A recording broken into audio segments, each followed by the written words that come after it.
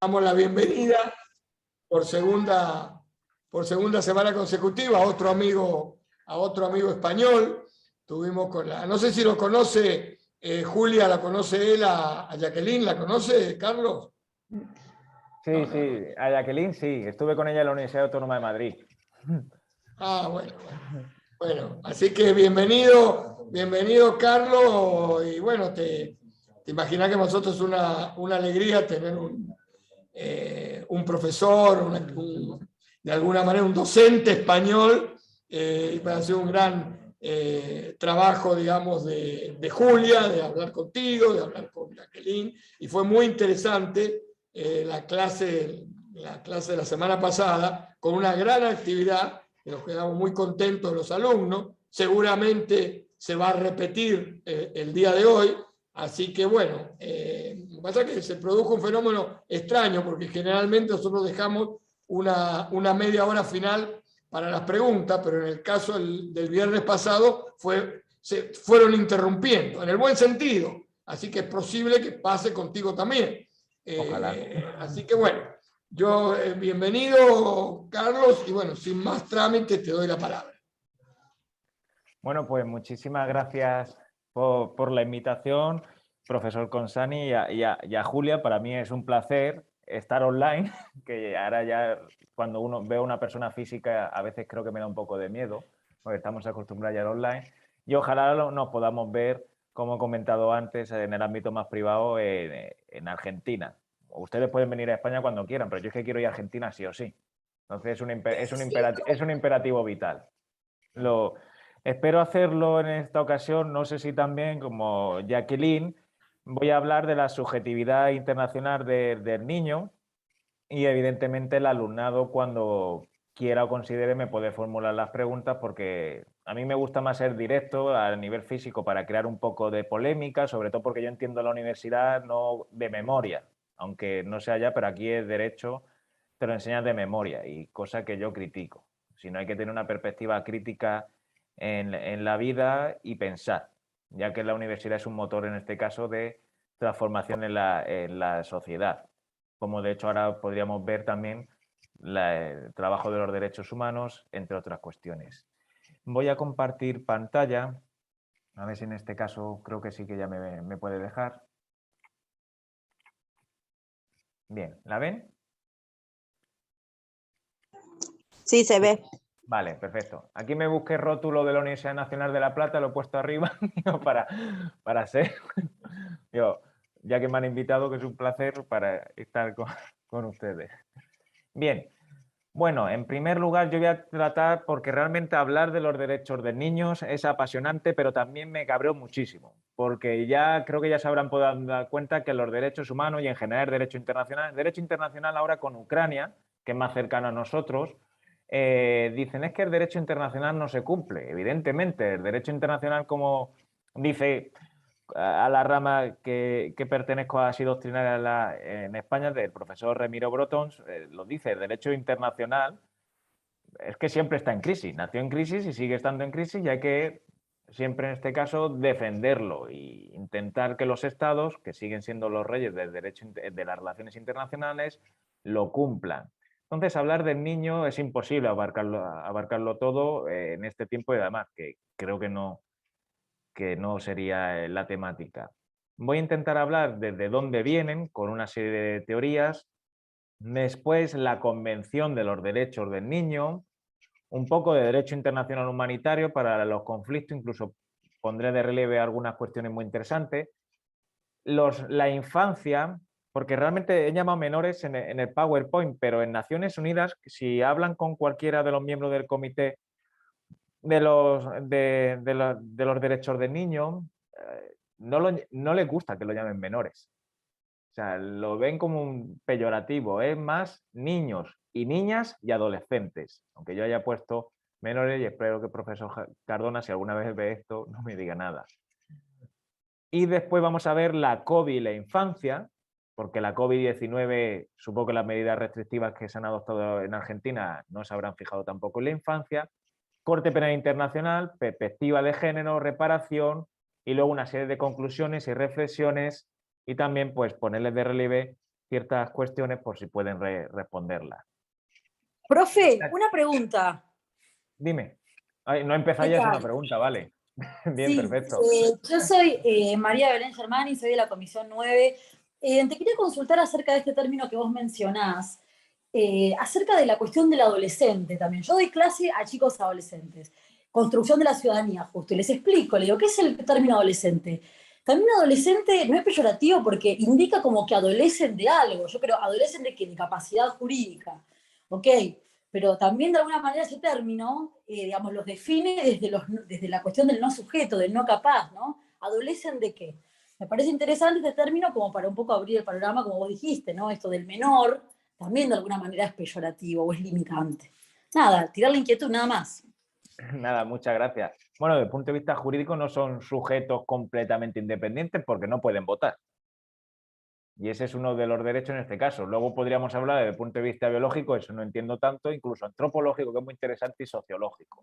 Pero bueno, Claro, aquí pero a soy partir de jurista. los 16 está lo que es la capacidad progresiva, que ellos pueden, por ejemplo, decidir sobre su cuerpo, como que se les da cierta vía libre para que, bueno, sean independientes, sujetos plenos. Ya Bueno, recién a los 18 adquieren la mayoría, pero de los 16 a los 18 hay una capacidad progresiva y, bueno, en ese sentido tienen más autonomía. sí, vamos, comparto lo que dices, pero hay que ir país por país. Porque no creo que en un país extremadamente religioso a una chica de 16 años le permitan abortar. Entonces vamos a ir, hay que ir país, que comparto eso, pero hoy hay que mezclar también derecho y cultura. Es dependiente de la ley que aplique cada país puntualmente. Nosotros tenemos el voto para los menores para los de 16 y, como dice usted, también hay países que por ahí el aborto no lo permiten para los menores, o para los de 16 o 18 años, inclusive eso en general. Eso es Sí. más puntual por estado, por ley aplicable. Y además de la ley que aplique cada país, también la cultura, porque no todos profesamos la misma cultura. Por eso digo Muchas que es que veces choca. el término para mi cultura es esencial. Y ahora pondré un ejemplo, pero esencial. De hecho, mira, desde el punto de vista feminista, ¿qué significa la palabra género? Mucha gente todavía lo confunde con sexo y dice, no, el sexo es biológico, el género es una construcción social. Y ya lo tenemos en el segundo sexo de Simone de Beauvoir. Lo privado se tiene que hacer público, es decir, lo privado corresponde a la red pública, en este caso, para florecer los roles de género que critico, y además se está grabando todas las películas de Walt Disney. Desde las primeras hasta ahora ya las últimas, porque es donde se diferencia extremadamente bien los roles de género. Y yo me he criado con las películas de Walt Disney, y entonces ahora la perspectiva es diferente. Por eso es todo cultural, todo. El derecho también Sí, es cultural. y muchas veces pasa dentro de un mismo país que hay varias culturas. Por ejemplo, acá en Argentina también tenemos la cultura de los pueblos aborígenes que también a veces chocan en algunos sentidos con lo que piensan, entre comillas, el resto de la población. Hay muchos choques de culturas. Por eso siempre hay que tener la mirada muy amplia, porque si la tienes cerrada, al final creo que es perjudicial para una persona, salvo que quieras vivir en un mundo imaginario, como el Macondo de García Márquez, que mira, puedes perfectamente, luego la realidad es otra cuestión. Pero bueno, voy a continuar. Y si la semana pasada visteis la subjetividad, creo que era internacional, puede ser, pues ya vais a ver cómo yo voy a poner de relieve también, además, unas cuestiones que hemos logrado en las Naciones Unidas, que han estado varios compañeros la semana pasada representando a la Universidad de Murcia, sobre cuestiones medioambientales que creo que son muy interesantes. Pero la he titulado El cambio de paradigma de niño a niña, ciertamente faltaría adolescentes como sujetos de derecho en el derecho internacional. Bueno, si recuerdan o si no he podido ver lo de la semana pasada, pero el derecho internacional, que conocemos como la formación del Estado-Nación, que Estado y Nación no tiene que ser por conjunto, pero esto ya es filosofía política. De hecho, para mí España es ante Estado que nación. La nación para mí en España surgió en el siglo XIX. En cambio, en Francia y en Inglaterra sí que los considero más del siglo XVI-XVII. Y bueno, luego dentro de los nacionalismos pues podemos ver más el de Napoleón o el de Alemania, etc. Pero bueno, esta es otra cuestión. En el derecho internacional clásico, con la famosa Paz de Westfalia del siglo XVII, pues empezó a configurarse un derecho por y para los estados, porque previamente pues había comunidades, pero un estado como lo podemos concebir hoy por hoy. Y se apoyaba básicamente en esa estructura interestatal, que un ejemplo paradigmático a día de hoy de estructura interestatal lo podemos ver en la Corte Internacional de Justicia, que es un reducto antiguo del derecho internacional clásico, por y para los estados. De hecho, cuando la Corte Internacional de Justicia se tiene que pronunciar en materia de cuestiones de derechos humanos, creo que sinceramente no se atreve del todo a entrar más allá de una posible protección de la soberanía o los conflictos que tengan los estados, y cuando lo han tenido que hacer, no lo han hecho. Y uno de los ejemplos paradigmáticos que se puede interpretar desde esa perspectiva fue cuando se pronunció sobre Kosovo. Y nos podemos preguntar, ¿y el individuo o la persona? Que somos personas desde que somos ciudadanos, no anteriormente.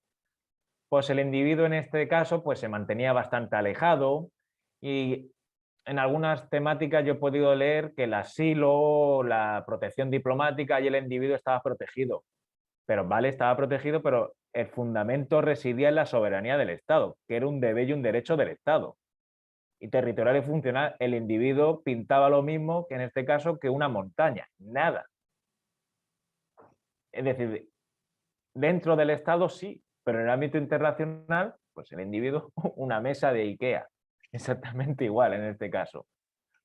Estas transformaciones, y además no sé si habrán visto, a mí siempre me gusta comparar el derecho con cine, pero para divertirme yo también, con cine, literatura e incluso poesía y también pintura.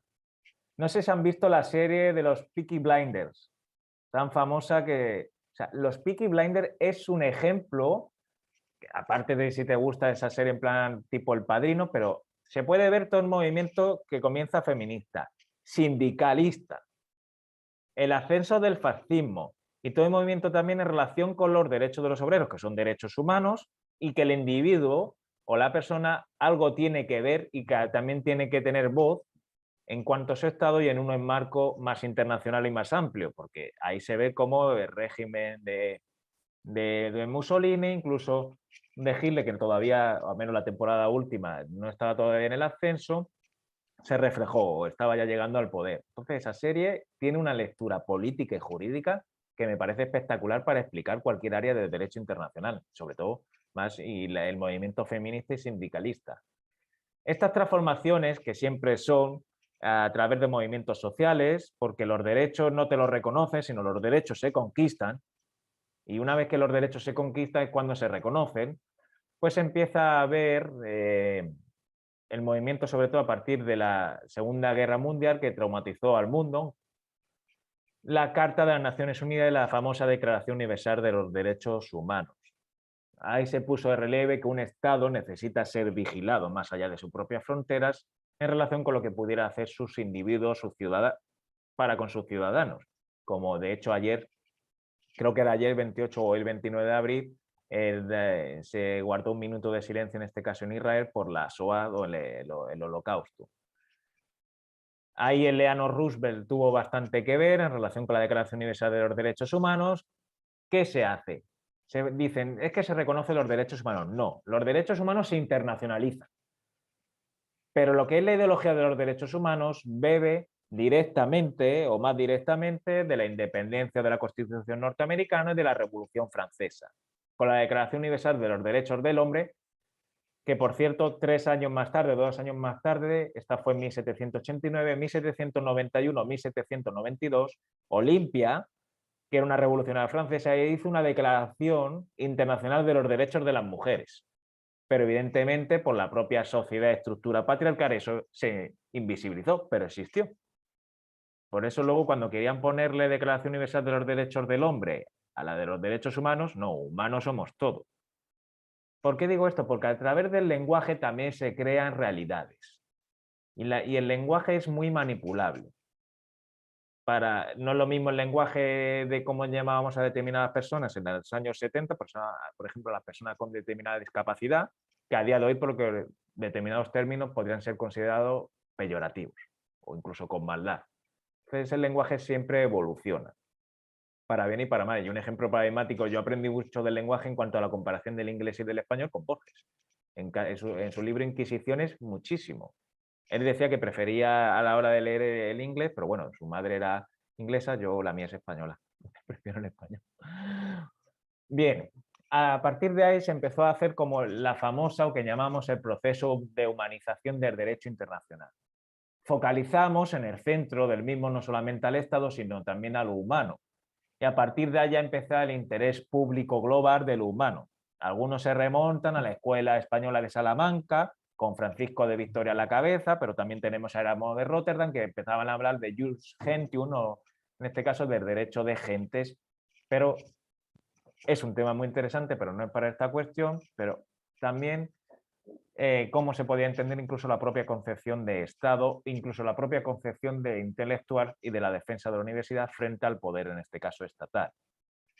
Esta subjetividad internacional yo me he dado cuenta que realmente se configura como una categoría técnica de acusado matiz procesal. Ejemplo, Corte Internacional de Justicia, ¿podemos demandar? No, el individuo. ¿Por qué? Porque no tenemos ese matiz procesal.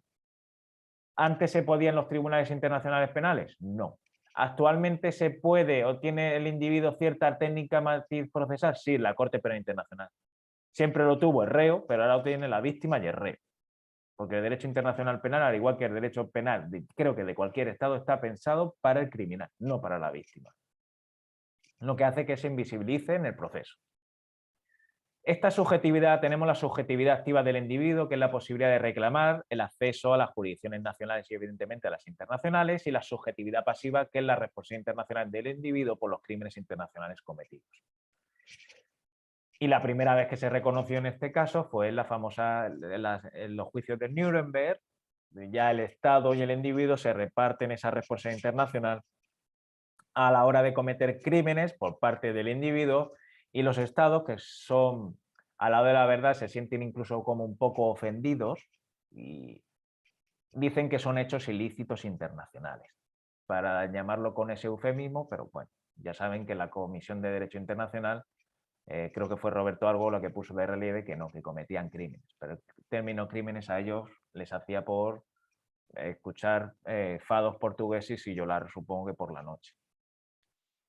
Bien, los derechos humanos, ¿por qué estoy explicando todo esto? Porque los niños tienen exactamente los mismos derechos que el resto de las personas porque son humanos, pero vamos a ver una serie de particularidades. Los derechos humanos son universales, son evidentes a todas las personas por el mero hecho de serlo.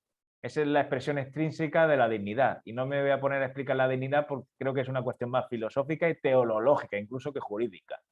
Que es apasionante también, pero no es la cuestión.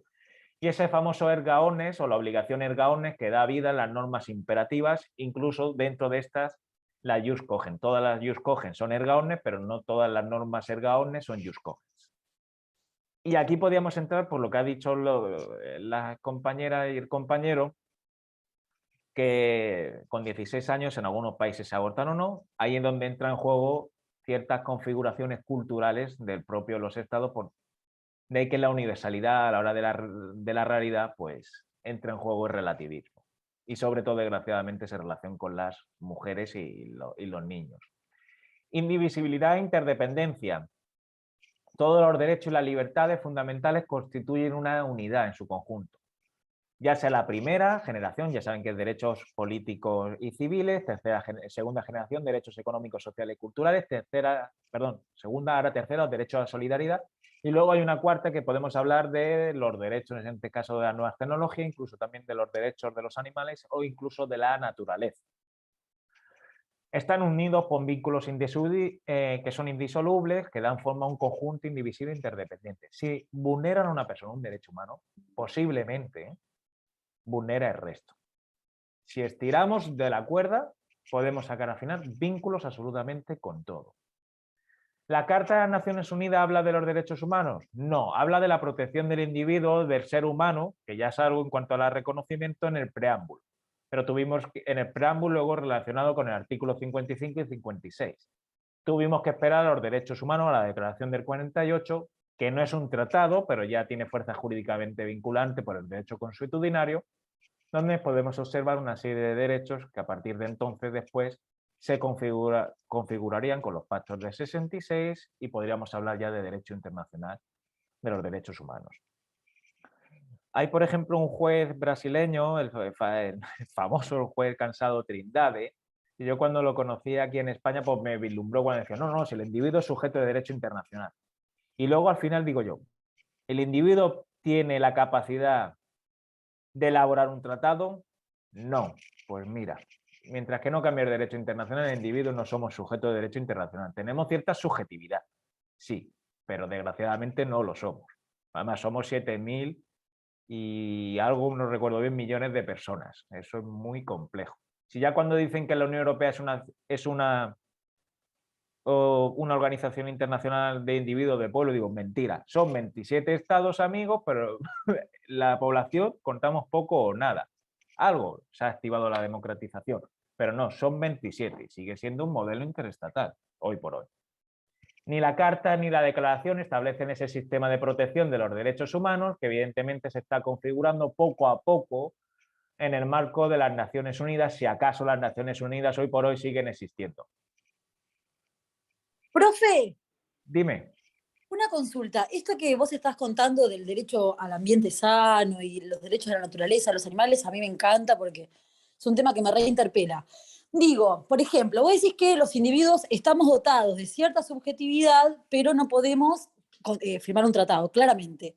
Pero si, por ejemplo, vos sos de un país, sentís que un derecho al ambiente sano está siendo vulnerado, el Estado lo desconoce, ¿no hay una instancia de reclamación en la que un individuo particular puede pedir auxilio a la comunidad internacional para que intervenga y ayude a que se destrabe una controversia, por ejemplo, de tipo ambiental? Pues mira, agradezco la pregunta y aunque no la haya puesto, voy a traer la colación que en agosto del año pasado el Comité de los Derechos del Niño se pronunció ante la interposición de una demanda por parte de, creo que recordar que eran 9 niños y niñas, evidentemente representados por un tutor. Y entre ellos estaba Greta Thunberg, en este caso. Y era por las emisiones de CO2 de varios países, entre los que se encontraba Alemania. El comité dijo que como no habían agotado los recursos previos internos, que es una conditio sine qua non en el derecho internacional, que no podía resolverlo. Pero puso de relieve que esos países estaban contaminando y estaban dañando el medio ambiente más allá de sus fronteras. Eso ha sido un hito histórico. ¿Sí? Sí. No sé si el profesor Consani está hablando. Ah, vale, digo, creo que no está hablando. Bien, eso es un hito histórico. Por tanto, sí que acudieron al comité y fueron niños, ¿de acuerdo? Abanderados por ella y sí que cabe la posibilidad. Y en cuanto a nivel interno, depende de la configuración que tenga. El Consejo de Derechos Humanos del año pasado ya se pronunció y la mayoría de las Naciones Unidas con la existencia o reconocimiento de un derecho a un medio ambiente sano. Es increíble los chicos, qué chicos que son y cómo entienden ciertas cosas. También hay un nene que no me acuerdo el nombre ahora que es colombiano también, una inteligencia tienen para debatir la cuestión medioambiental. Digo, sociológicamente estaría bueno ver esto, cómo las nuevas generaciones tienen saldados ciertos temas que por ahí para los gobernantes de hoy adultos hay cosas que no son prioritarias, por ejemplo. Bueno, yo no lo llamaría inteligencia, lo llamaría más sensibilidad. Sin duda sensibilidad. Yo creo que el futuro, igual no quiero expresar mi visión personal, pero yo creo que el futuro va hacia un camino de, por ejemplo, vegetariano al menos, o sea, de no matar a los animales para alimentarnos. Digo, me parece que es una buena tendencia esto de que los chicos sean sensibles. No te voy a preguntar la edad, pero vamos, yo estoy más cerca de los 30 que de los 40 y no hace falta el futuro, es ya. O sea, ya. Ser un activista. Y es así, defender las causas Total. Yo quiero ser activista. Yo tendría que estar, por ejemplo, uno si quiere eso, ¿es Greenpeace la salida o hay otras instancias? Ni siquiera con el propio trabajo. Ahora mismo yo la charla que os estoy dando, por lo mejor despierto algo o no. Pero también de cara al alumnado, el profesor tenemos que hacer pensar, o incluso uno mismo. Yo, por ejemplo, no he ido a determinadas fiestas que se han hecho en mi localidad porque considero que afectan al medio ambiente. Y por esto los fue toros, hace ¿no? Por ejemplo, las corridas. Sí, vamos, yo lo critico con un argumento. Llama a Jesús Mosterín, por ejemplo, que fue un filósofo vasco, argumentó muy bien el dolor que tienen los toros y yo lo llevo a cabo, argumentándolo en cualquier foro, los años que haga falta, día tras día. Y no hace falta estar, si quieres estar en algún colectivo, me parece perfecto, pero desde el punto de vista individual, que al final con la que convives es contigo misma. Uno con el que más convives con el yo. Y eso a veces puede ser terrorífico, como no se lleve uno bien consigo mismo. Entonces, es día a día. No hace falta esperar a tener X, sino ya. Sí, incluso hay, sin irnos más lejos, digo, pero hay un signo astrológico que es Tauro, que le hace como deidad a las vacas y a los toros, digo. Eso está saldado, digo, y todavía a la sociedad internacional, al mundo, hay que pedirles por favor que no maltraten y no asesinen a los animales sistemáticamente. Eso son sensibilidades, eso lo dices hace 70 años o incluso menos y evidentemente dicen, estás contando una broma. Porque las sensibilidades cambian. Y de hecho ahora pondré un ejemplo a ver porque quisiera saber vuestra opinión al respecto.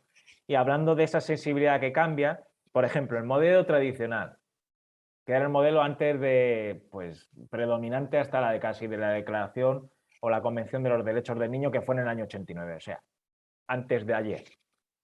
¿Cuál era la concepción del niño? El niño, pues un objeto. No sé si vuestros progenitores han dicho, es que tú eres mi hijo, eres mi hija, y aquí se hace lo que digo yo, o al menos a mí me lo decían. Digo, no, yo creo que me los argumentes. Por eso siempre estaba castigado. Como mis padres no me lo argumentaban y yo le preguntaba que me lo argumentasen, pues nada. Y digo, pues en cuanto pueda me voy de casa. Sin más. Entonces, ese objeto de protección de los progenitores, el niño para ellos, este modelo tradicional está al margen de los derechos humanos porque se fija en el infante como una persona insensata, incapaz, indefensa, sin libertad. Esa base entonces legitima a la protección de los intereses del niño, quedando relegado su interés al ámbito estatal de los padres y de las madres, no teniendo voz el niño. Si os dais cuenta, el derecho internacional lo que hace esto es como en las películas. Hay que visibilizar a los colectivos, a todos. Y son la visibilización. Igual que fueron y están siendo las mujeres, los niños, los animales y también la naturaleza. Es visibilizarla, al fin y al cabo, para convivir en armonía. Tienen un libro que se denomina Naturaleza, de Rolf Emerson, que era uno de los lectores predilectos, era uno de los escritores predilectos de Borges, donde ponen la unidad o la armonía entre los seres humanos. La naturaleza es muy breve. Y los animales. Y lo escribió ya hace 70, 80 años. Por eso la literatura, evidentemente, para eso está la imaginación y cierta sensibilidad más allá en cuanto en relación con el derecho. La realización efectiva de los intereses del niño se lleva a cabo por padres y madres. Los niños tienen una posición secundaria respecto a sus progenitores. Son los que ellos dominan, en la posición dominante. Incluso la educación es desde la sumisión. ¿Porque se logra así la libertad? No.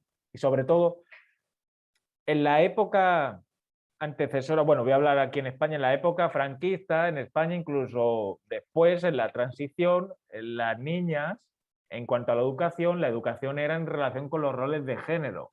Su educación no era ir a la universidad, era tú tienes que quedarte en casa, tienes que aprender a planchar, hacer la comida y cuidar de tu marido, porque solamente existe él.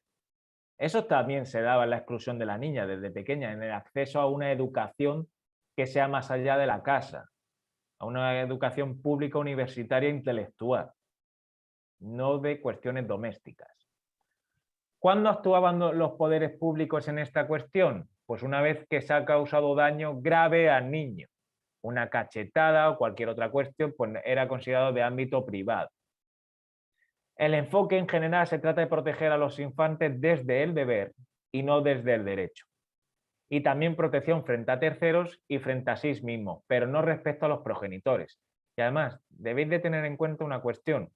Las mayores violaciones sexuales en niños y en niñas se producen en el ámbito familiar. Y eso creo que en cualquier país. ¿Acaso hecho no he querido aburrir con datos?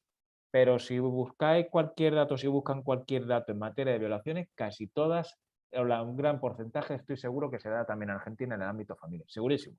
Profe, Sí, y también no solo los eh, abusos, sino también las claro, consecuentes muertes. También los matan a los chicos. Claro, sí. no, que también son abusos de la pedofilia también, que eso es una de las problemáticas hoy muy visibles, tanto en Argentina, en diferentes países también suelen pasar.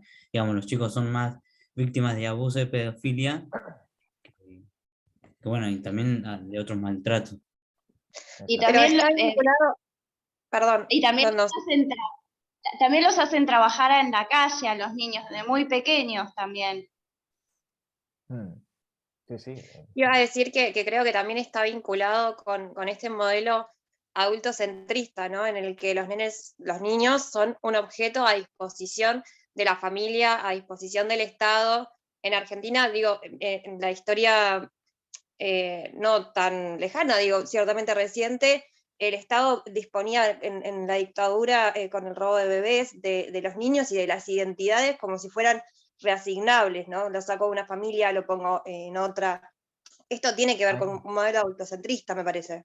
No lo recuerdo bien, perdonad, pero ayer creo que del año 85, 84, ¿cuándo fue? Creo que la Comisión de Derecho a la Verdad de Argentina acabó en el año 84, emitió el informe en el 84, no lo recuerdo, pero al año siguiente se hizo una película argentina sobre la desaparición de los niños durante la dictadura de Videla.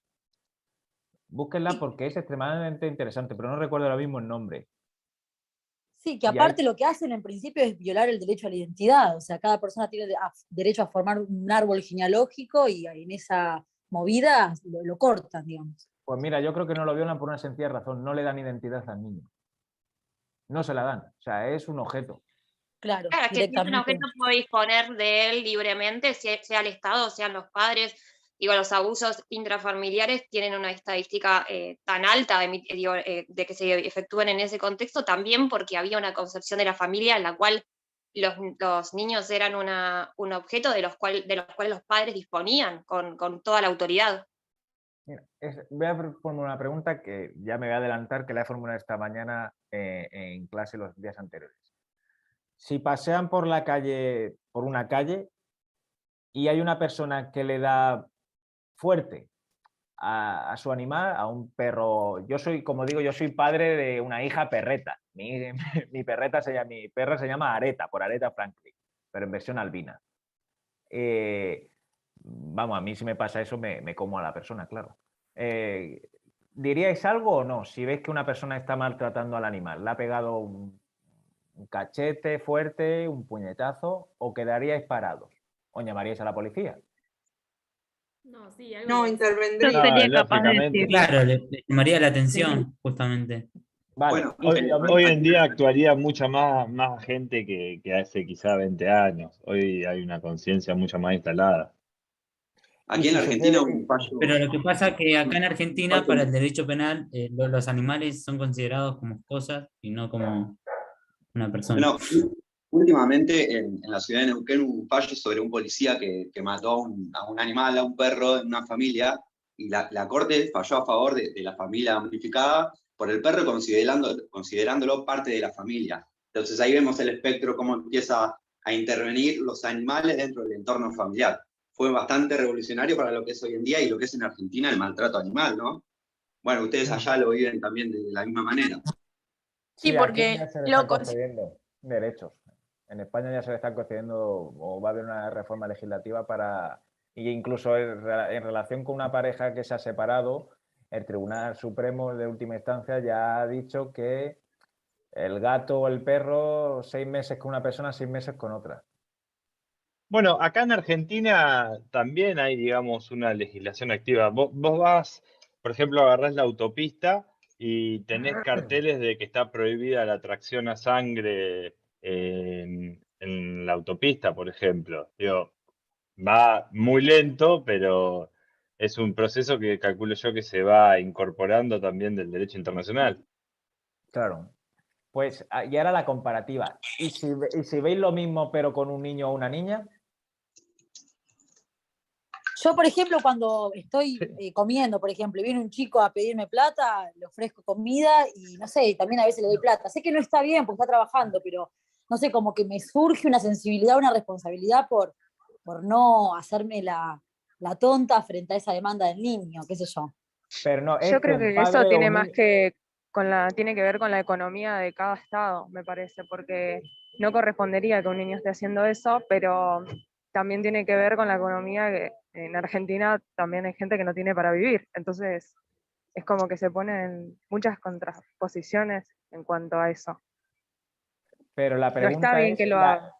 No, pero la pregunta era es el golpe con el animal. Si veis a una persona... No, claro, yo decía lo de mi compañera, que ella decía que claro, si le da de comer el plata o qué. Pero si paseas por la calle y un padre o una madre están abofeteando a su hijo, ¿decís algo o no? Y hay que ser sincero.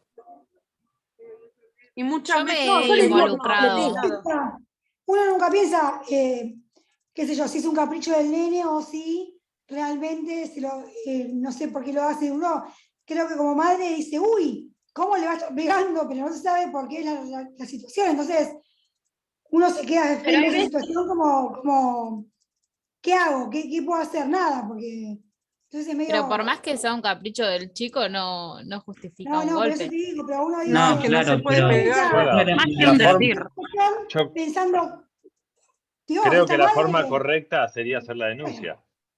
Vale, pero me estáis demostrando que tenéis más sensibilidad y sois capaz de decir algo a la persona con animal, pero no con el niño o la niña. Lo que pasa es que por un No, niño tal vez los ¿Y qué padres pasa? te hacen represalia. Pero Yo si creo no, que Los padres dicen, bueno, es mi hijo y yo puedo hacer lo que quiera con mi hijo. claro, y yo No, también no, puedo no decir, es un objeto. el mecanismo, No, el mecanismo pasa que- tiene que ser igual con los dos, tienen que hacer la denuncia. pero no, Exactamente igual con los dos. Lo que Pero pasa con el tema de los niños, yo creo que nadie se metería.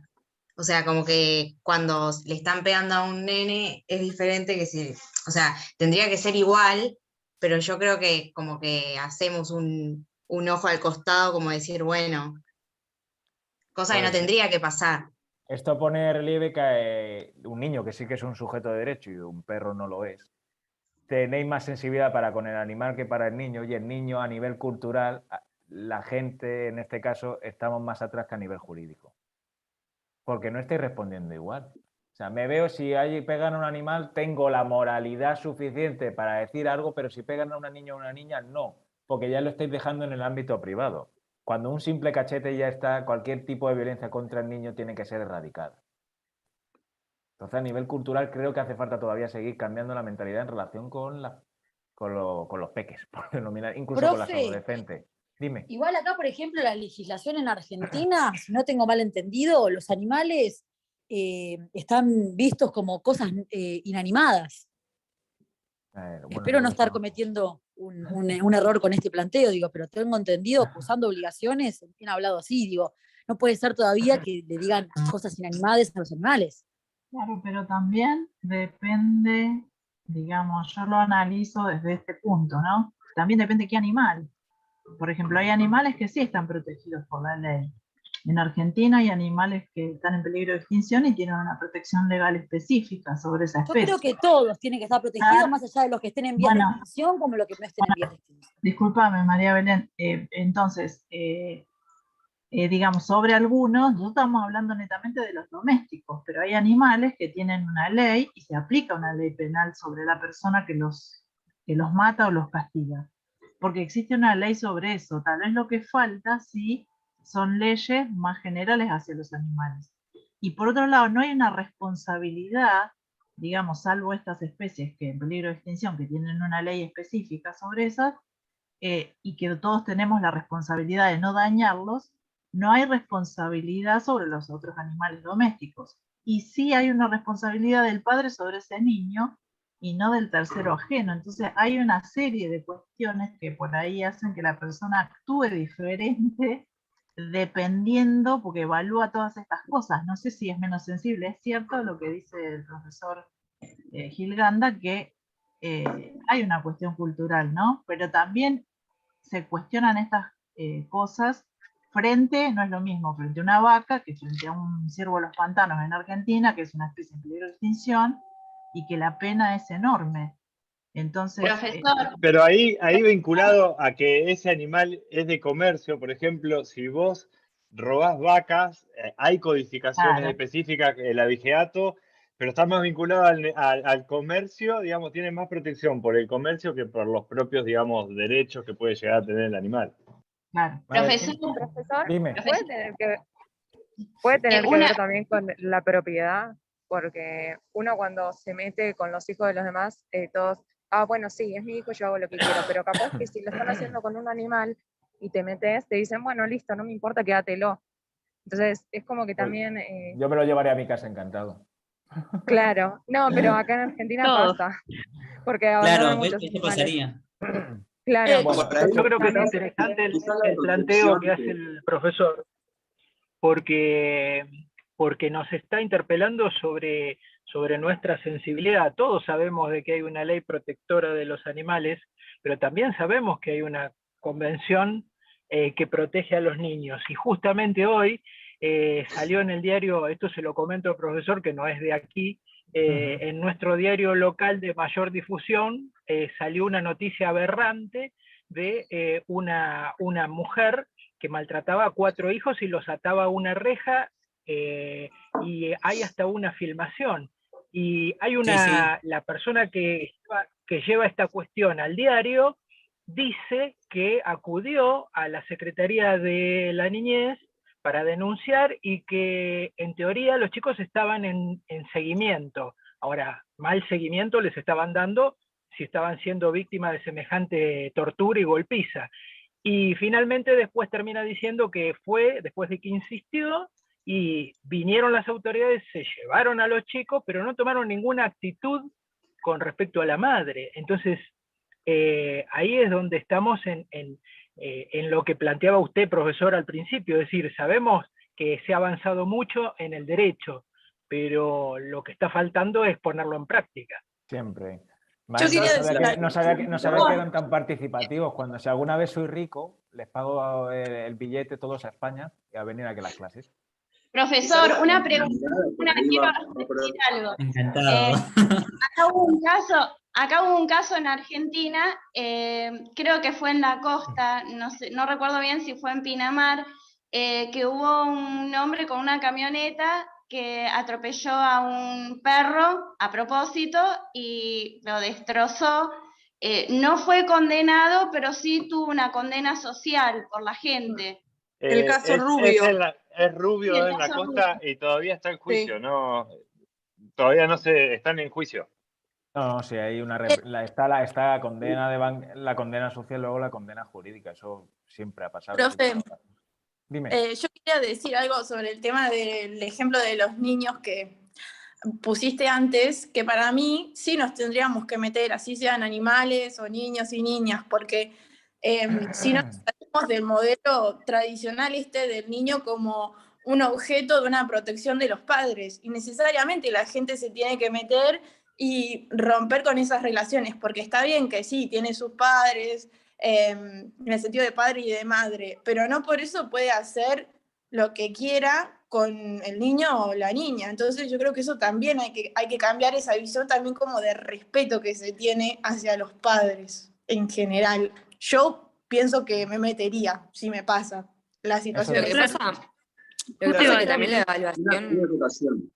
Creo que es una construcción más social, digamos, depende del estado en el que estés, porque viendo que un animal al no tener ciertos derechos, a uno le toca una índole por ahí moral, pero sí, frente a algo que tiene una legislación detrás, hacemos caso omiso.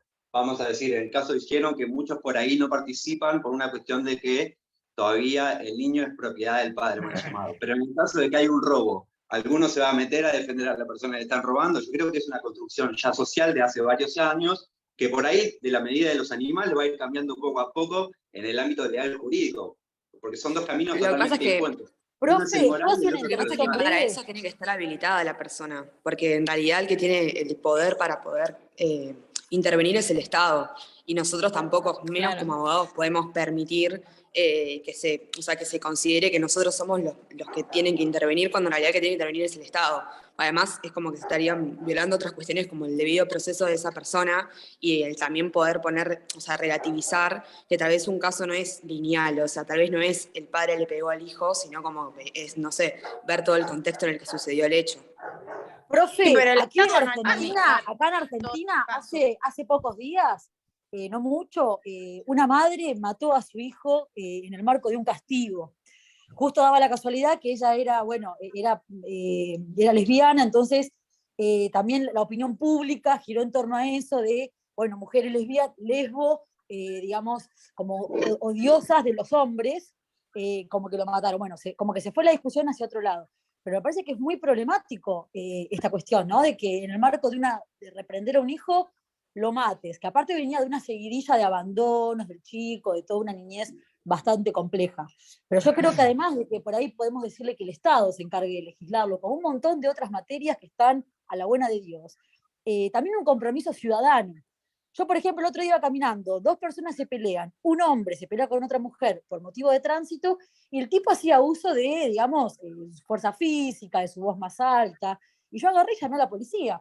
para decir que justamente estaban maltratando a una mujer. O sea, yo creo que también ser ciudadanos y luchar por un mundo mejor implica comprometernos con el otro y con la naturaleza, obvio. Sí, pero también puede pasar, enfrente de mi casa hubo un caso de violencia de género y con los hijos, y con mi mamá llamamos a la policía, y cuando llegaron, como la mamá y bueno, la pareja del maltratador no ratificó la denuncia, quedó todo en la nada. No, claro. Sí, vamos, Claro, porque agradezco la vuestra... víctima a veces no toma la decisión digamos, de ir en contra de esa persona que la maltrata porque está en ese círculo tóxico que no puede salir. Ahí, Claro, pero igual yo pero creo que se necesita un rol más activo. para seguir Profesor, más o bueno, menos profe, con la temática, tenía una consulta, ya que vamos sobre los derechos del niño. ¿Hasta qué punto se considera que el derecho del niño está limitado, digamos? Si yo tengo la voluntad, siendo un niño menor de 18 años, si quiero participar en un conflicto bélico, ¿tengo el derecho de poder participarlo o no? ¿Hasta qué momento o hasta qué límite llegan los derechos del niño para las organizaciones, para la organización, mejor dicho? Creo que es el Estado el que lo previene. En Argentina no está permitido. Mira, de eso voy a hablar ahora después en los niños soldados. En este Profe, caso. Dime. estaría bueno que pueda seguir por ahí y dejar para el final los casos y porque podamos preguntar y eso, porque nada, ya son las 5 de la tarde y como que va a quedar poco tiempo. Sí, me voy a por eso. hacer Twitch y un día estamos 24 horas.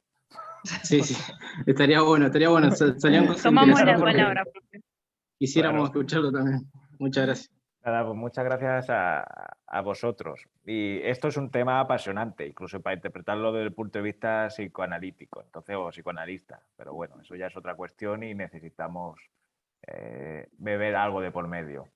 Bien, el modelo liberacionista, que su propio nombre lo indica, está lo que pretende es visibilizar al niño. Se dio cuenta que el niño estaba dominado por los progenitores y dices, no, si el niño es también humano, se necesita reconocer una serie de derechos y una capacidad jurídica.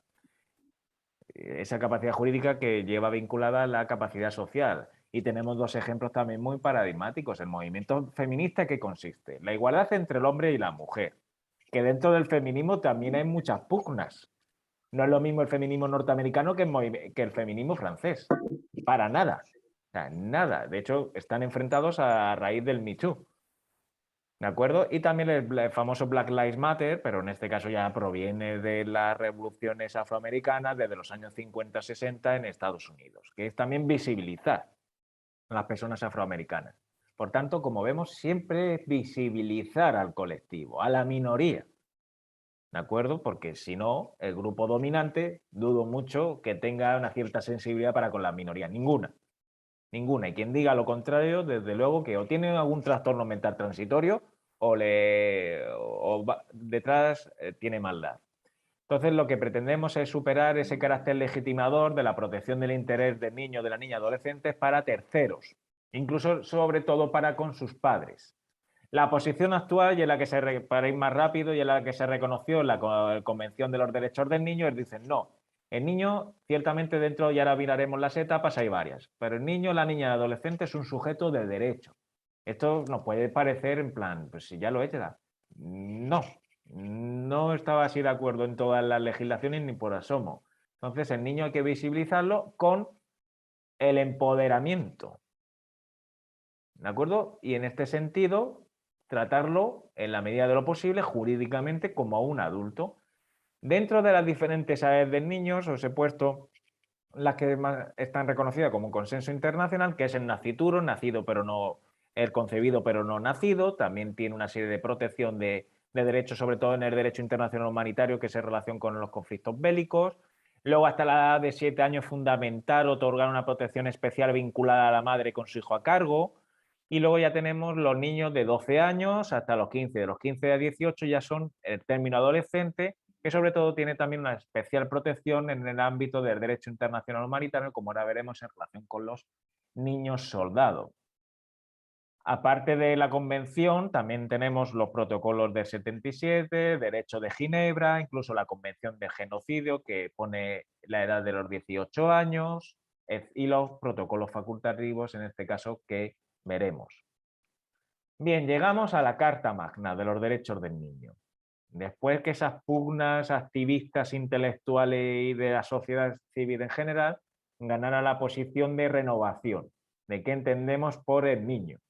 Porque si os dais cuenta, también hemos cambiado la perfección del concepto del niño. Hemos pasado de un objeto, realmente era un objeto desde el punto de vista jurídico, a una cierta liberación con el movimiento liberador, pero ya sujeto de derecho. También las concepciones cambian.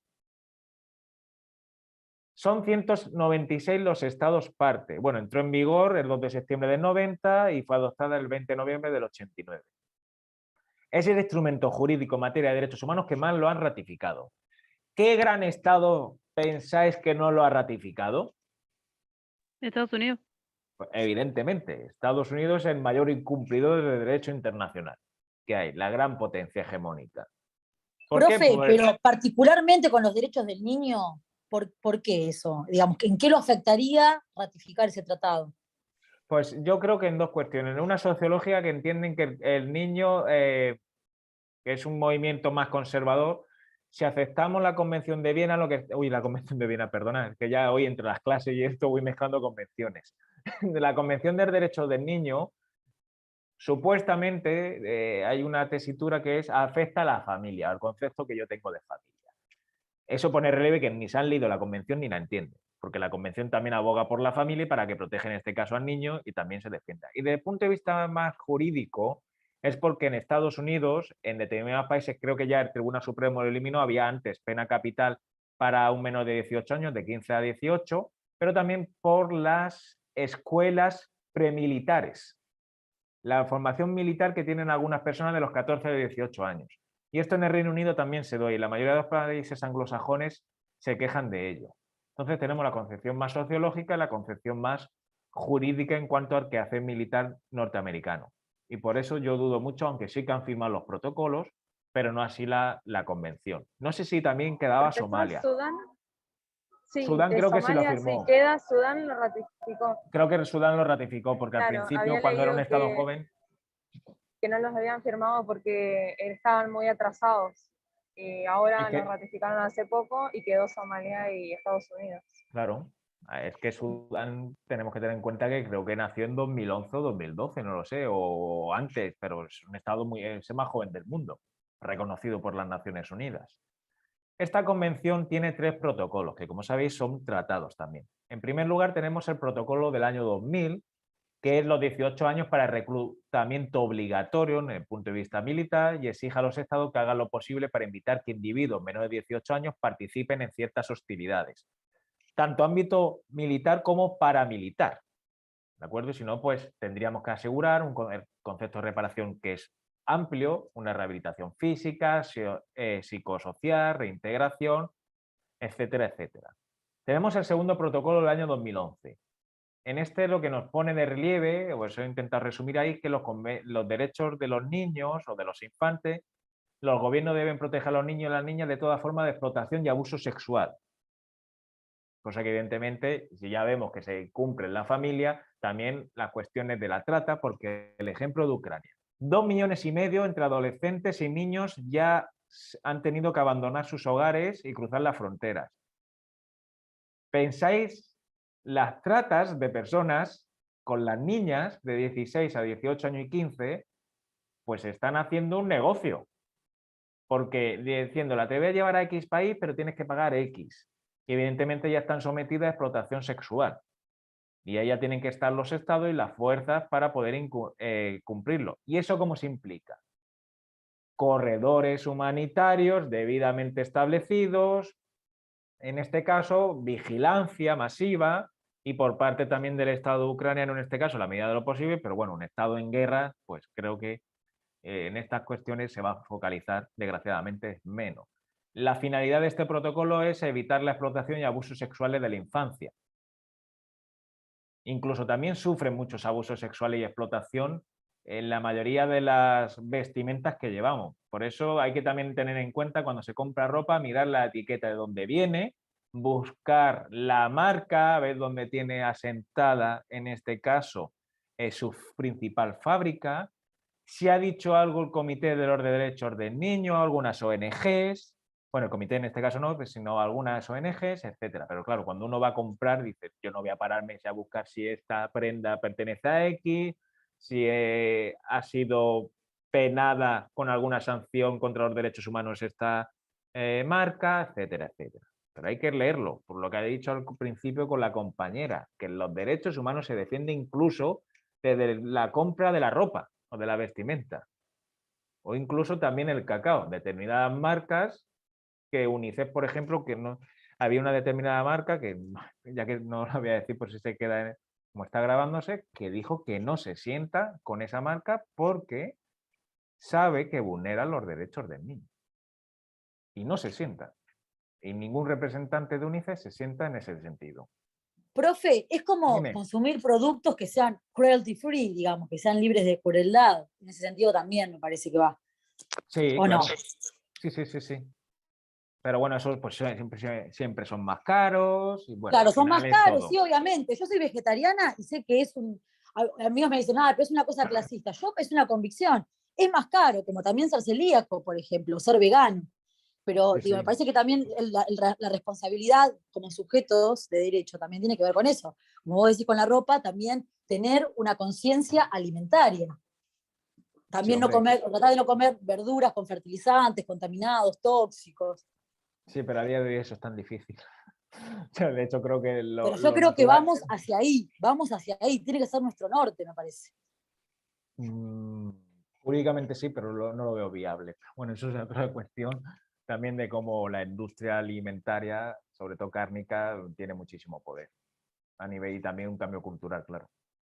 Porque decir a una persona mayor que no coma carne, a ver cómo te responde, o no tan mayor. Y finalmente, en este caso, el protocolo facultativo del año 2011 que permite presentar quejas o casos de violaciones de los derechos de niños, niñas y adolescentes ante el Comité de los Derechos del Niño, porque Naciones Unidas tiene 9 comités en este caso y permite que los individuos podamos acudir previa vía interna, agotamiento de los recursos internos, a los comités para defender los derechos que el tratado en cuestión que salvaguarde ese comité tenga reconocido. ¿Cuáles son los orígenes?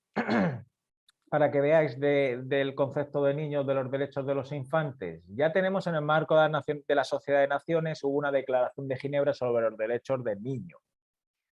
Luego esa declaración en parte sirvió para todo el trabajo que se llevó a cabo en relación con la Declaración Universal de los Derechos Humanos.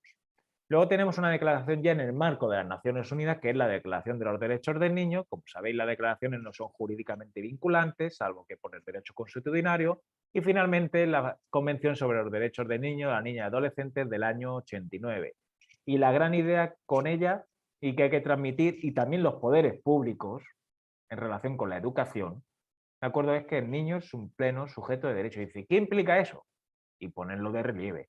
Hay una página web que creo que pone planetainfancia.org que pone la Declaración de los Derechos, la Convención sobre los Derechos del Niño explicada para de 3 a 6 años, de 6 a 12 y de 12 a 18, o sea, masticado. Pues eso sería muy bueno divulgar una cuestión de esas características a través de los poderes públicos. Pues también les corresponde a ello que el Estado sensibilice a la población en cuanto a la salvaguarda de los derechos humanos. Que enseñe y que eduque, aunque esto es más ámbito familiar, pero porque hemos debatido antes, una persona que tenga un concepto de niño muy a la antigua usanza, en la cabeza necesita muchas terapias para que eso lo pueda llegar a comprender, no en un momento en este caso, de hostilidad. Esta sensibilización, no obstante, ya existía. O sea, ya de forma parcial en el derecho internacional había determinadas áreas que al niño lo protegían, a la niña y a los adolescentes, pero de forma parcial. Y me refiero de la siguiente forma. La Convención sobre el Consentimiento para el Matrimonio, eran parcelas en el derecho internacional. La Convención sobre la Eliminación de toda forma de discriminación contra la mujer, del año 79, y la Convención relativa a la lucha contra la discriminación en la educación, las principales áreas parciales que evidentemente están incluidas en la Convención de los Derechos del Niño. Aquí he puesto una frase del profesor Cardona, que para mí en España y en Europa es de los especialistas en esta materia, fue 8 años miembro del Comité de los Derechos del Niño y es catedrático de Derecho Internacional Público en la Universidad de Valencia. La Convención, como él dice, no proclama en este caso derechos nuevos, sino los niños tienen los mismos derechos que el resto de las personas.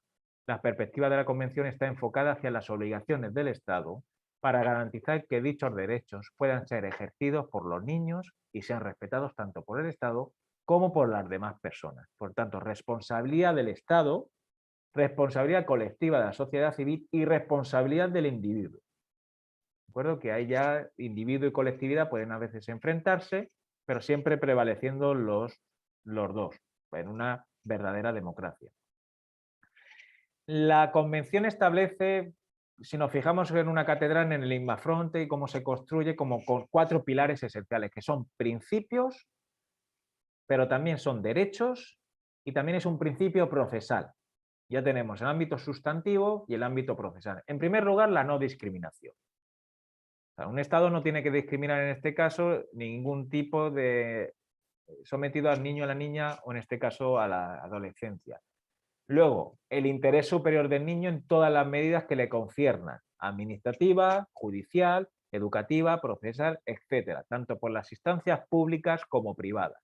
El interés superior del niño, el Comité de los Derechos del Niño se ha pronunciado en él, creo recordar que fue la observación, no sé, general número 14, y hay que tenerlo en cuenta no de una forma holística, generalista, sino individual. Cada niño tiene un interés, entonces hay que individualizarlo. A veces tendrá un interés colectivo, pero si no hay que individualizarlo, para que siempre tiene que prevalecer el interés superior del niño, salvo que sea alguna razón que afecte en su conjunto a otra amplitud de otros colectivos, pero siempre debe prevalecer. Por la propia no vulnerabilidad, que hay elementos vulnerables, porque a mí el término de grupos vulnerables en el derecho no me gusta, porque creo que es como repartir carnets de este es vulnerable, este no, este sí, este no, este sí, este no. Creo que hay determinados elementos vulnerables, económicos, sociológicos y también incluso de edad. Luego tenemos el derecho intrínseco a la vida, así como la supervivencia y el desarrollo del niño en la máxima medida posible por parte del Estado. Salud física, salud mental, que la COVID-19 ha afectado muchísimo a la salud mental de los adolescentes, de los niños, de las niñas, y es una cosa que se tiene que visibilizar. La emocional, la cognitiva y la cultural. Porque imaginaros un niño que nace o que crece en una casa donde día tras día ve que hay violencia de género. O sea, ese niño, el concepto que va a tener sobre las niñas no va a ser muy bueno. Entonces, porque su día a día realmente es la violencia. Y ahí es donde también se debe de actuar, porque va a coger una concepción hostil en relación con la mujer. Y debe de cambiarse en ese sentido. Y el derecho, sobre todo del niño, a expresar su opinión. Y ahora lo veré porque en la COVID-19 todas las medidas que se han adoptado son adultocéntricas, por y para el adulto. Y no para los niños. Y ahora hablaremos de ello. Y finalmente, bueno, ya lo he dicho, son derechos, y de conformidad también con la observación general número 2, por parte del comité, por tanto son principios y derechos. Esto fue lo que envié a Julia, que es en relación con las normas de la Convención, que podemos desligar 6. En primer lugar, tenemos que la Convención nos da una definición de infancia, que es desde los 0 años hasta los 17 años, 11 meses y 30 días. Ese es el concepto de infancia y se tiene que respetar. Y dentro ya de la infancia, como hemos visto, varias edades. Los principios que acabamos de ver de la Convención, que inspiran en este caso a la Convención. Todos los estados los deben cumplir todas las instituciones, desde el ámbito municipal hasta el ámbito estatal. Las medidas generales que deben adoptar los estados en relación con la Convención, en relación con la observación general número 5 del comité. Luego tenemos que ver que, aparte de los derechos, el Estado evidentemente tiene que tener los recursos económicos y humanos, la capacidad y las contribuciones necesarias para cumplir la efectividad de los derechos.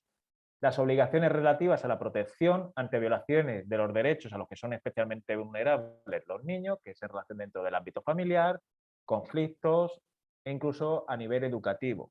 Aquí yo en España vivo en una región, una comunidad autónoma que se llama la región de Murcia. Pues la región de Murcia el año pasado y el anterior, eso lo tengo publicado en un periódico aquí regional, estaban hablando del PIN parental en relación con la educación de los niños. Un debate que está cerrado casi hace un siglo. Imaginaos cómo van los vientos en esta comunidad autónoma. Que es la educación es un derecho de los padres, no de los niños. Y dice, perdona, la educación es un derecho de los niños, no de los padres. claro, y con el PIN parental estás vetando determinadas cuestiones educativas del niño, dándole a elegir a los padres. Dicen, no, no, no, no, si no lo digo yo, si lo dice la Convención de los Derechos del Niño y lo dice el Comité de los Derechos del Niño. Porque de otra forma tú lo que estarías es instrumentalizando, se podría instrumentalizar la educación. ¿De acuerdo? Entonces la educación es un derecho del niño, de la niña y de los adolescentes. Y finalmente encontramos al labor estándar o el doble la vulnerabilidad a fin de reducir las mayores barreras para el ejercicio de los derechos del niño, de la niña, etcétera. Ya sean barreras económicas. En España, cerca de Madrid, hay una población que se llama Cañada Real, la Cañada Real, que ante el Comité de los Derechos de Niños, ante el Comité también de los Derechos Humanos, ha puesto de relieve que llevan 2 años sin electricidad, porque no pagaban, son grupos desfavorecidos económicamente, incluso, y las eléctricas privadas dejaron, no sé, no recuerdo, pero cientos y cientos de niños, miles de niños sin luz, 2 años sin luz y sin agua potable. Y eso se está dando actualmente, hoy 29 de abril de 2022 en España. Un país europeo, que cuando hablan de europeo es como si fuese ya la crème de la crème. Dices, no, no, no, no, otra cosa es la realidad. ¿De acuerdo? Y es donde se pone en relieve la hipocresía que existe en los estados europeos. Profe, ¿cuántos chicos se quedaron sin luz? ¿Qué cantidad? No me acuerdo, pero miles y miles seguro estoy. O no sé Tremendo. si llegaría. 2 años. Gracias. Nada. 2 años. Es un montón. Debe haber impactado en su crianza, en su construcción del mundo. Sin luz. Incluso su fallecimiento. De personas mayores. Morían. Algunos sí, ya ha habido fallecimientos, claro. Qué tremendo. ¿Y por qué causas? ¿Desnutrición? Eso ya la verdad es que sé que me lo leí, pero no me acuerdo. Son tantas cosas a veces. Bueno, lo voy a buscar, profe. Me lo voy a buscar porque no lo Nada. sabía. A mí no me Pues había si llegado esa noticia. pones Cañada Real en algún buscador y te saldrá Cañada Real Y lo voy a España, buscar. niños, y no te asustes. Dale, gracias. Nada. Una consulta, profe. Bueno, ahí. aquí en Argentina tenemos también un problema serio. Usted debe conocer el informe de pobreza que hace la UCA anualmente, la Universidad Católica. Y en el informe de 2021 dice que el 64,9% de los niños de 0 a 17 años vive en hogares que están por debajo del nivel de pobreza y el 14,7% creo por debajo del nivel de indigencia. Entonces, esos niños lamentablemente van a tener un futuro ominoso. Claro, si acaso lo tiene. Porque el futuro es una cosa que se tiene que construir. Entonces, bueno, pues en ese sentido los estados pues no cumplen.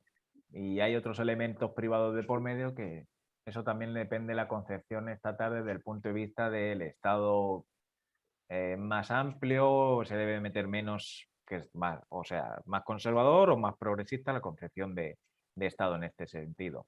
Tenemos que tener en cuenta también que en el siglo XXI el valor supremo de la justicia, entendiendo como justicia social, y bueno, luego los términos justicia, desde Hart a Rawls, etcétera, que podemos ver, arraiga tanto en el principio humanista de la gran humanidad, de la familia humana, como, y fijaros aquí que lo que hemos estado hablando, lo vinculo con el principio ecológico de la interacción del planeta. ¿De acuerdo? ¿Por qué? Porque siempre digo que el siglo XX fue la internacionalización de los derechos humanos y el reconocimiento también de los niños como sujetos de derechos, pero estoy seguro que el siglo XXI tiene que ser el siglo de los derechos de la naturaleza. No me cabe la menor duda.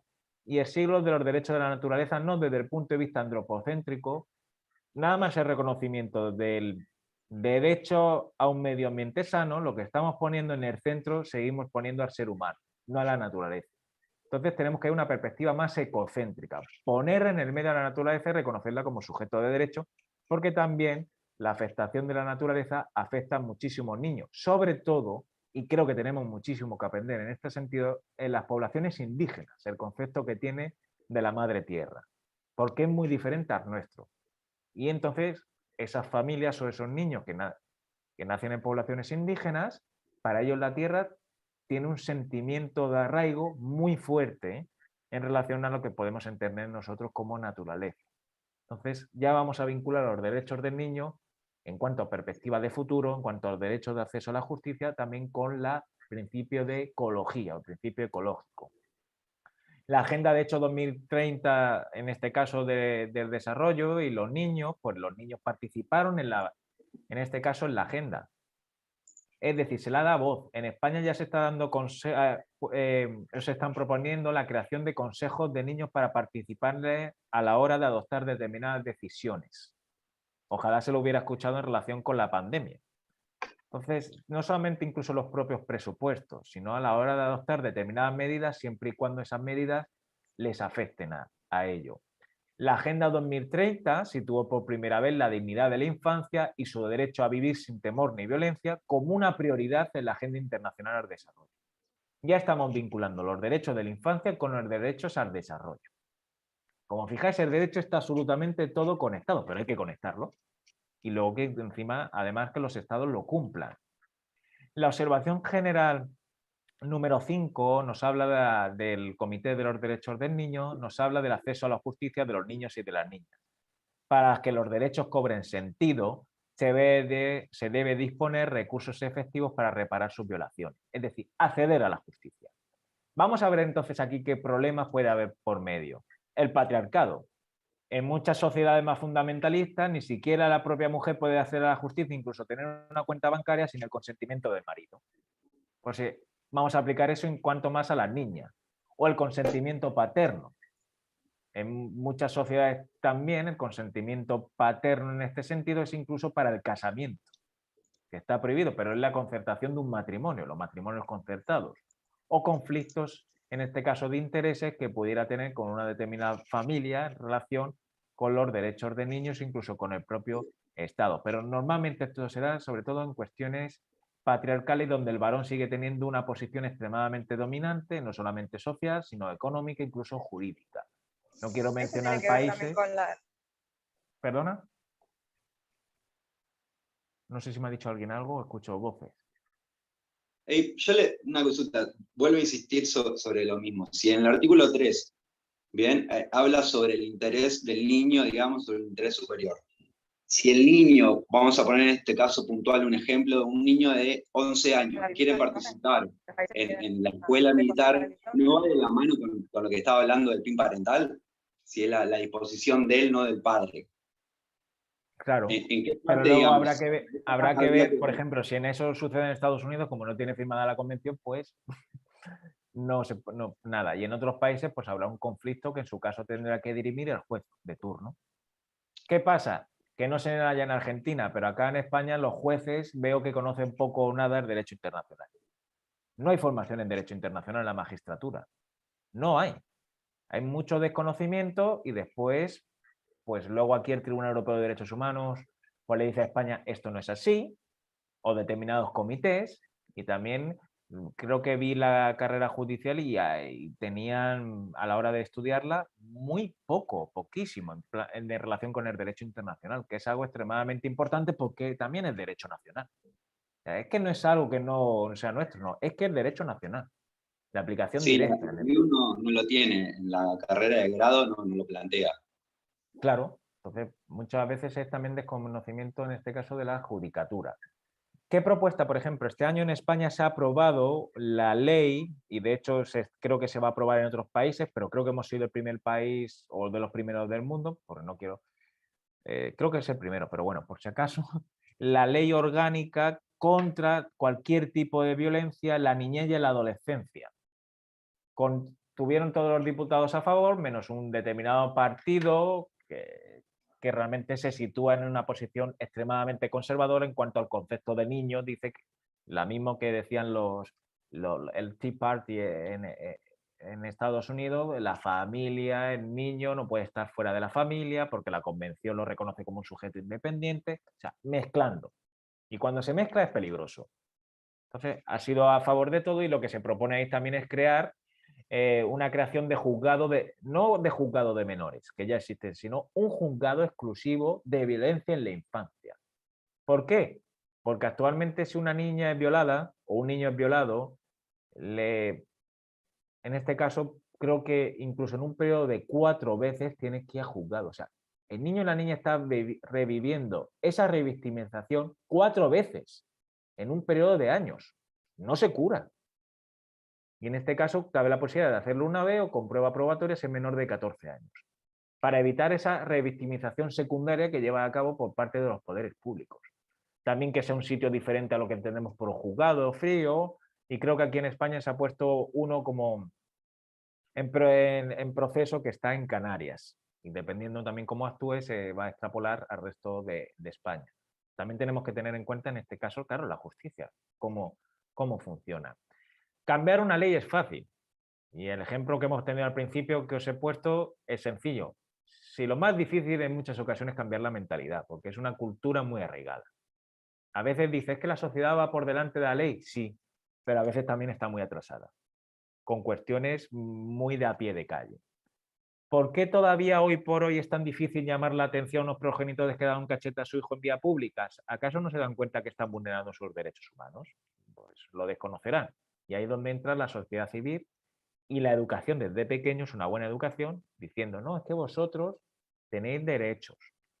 Pero para eso los maestros también tienen que ser conscientes y enseñar lo adecuado a la edad del niño o de la niña que tienen derechos a la vida, a la libertad, a la educación, etc. Vamos a hablar ahora de la infancia y los crímenes internacionales, los conflictos contemporáneos, que es la participación de los niños como víctimas y como niños soldados, víctimas o verdugos. ¿Qué son? La base jurídica, con carácter más rápido por la hora, tenemos los convenios de Ginebra, que es el famoso derecho de Ginebra, que habla hasta los 15 años, no se puede participar los niños en este caso, en los conflictos armados, y después prohíbe la participación directa, pero no así la indirecta. Es decir, un niño no puede disparar, pero puede ser que haya construido ese arma o que esté conduciendo. Tú ya estás participando, de forma indirecta, pero participas. Y ahí la convención deja mucho que desear porque se focaliza o se fija más o menos en los derechos de Ginebra. Luego tenemos el Estatuto de Roma, de la Corte Penal Internacional, que el reclutamiento y el aislamiento, en este caso, es un crimen de guerra, establecido en el artículo 8 y disposición 8 de los elementos de los crímenes. Sujeto pasivo, menores de 15 años.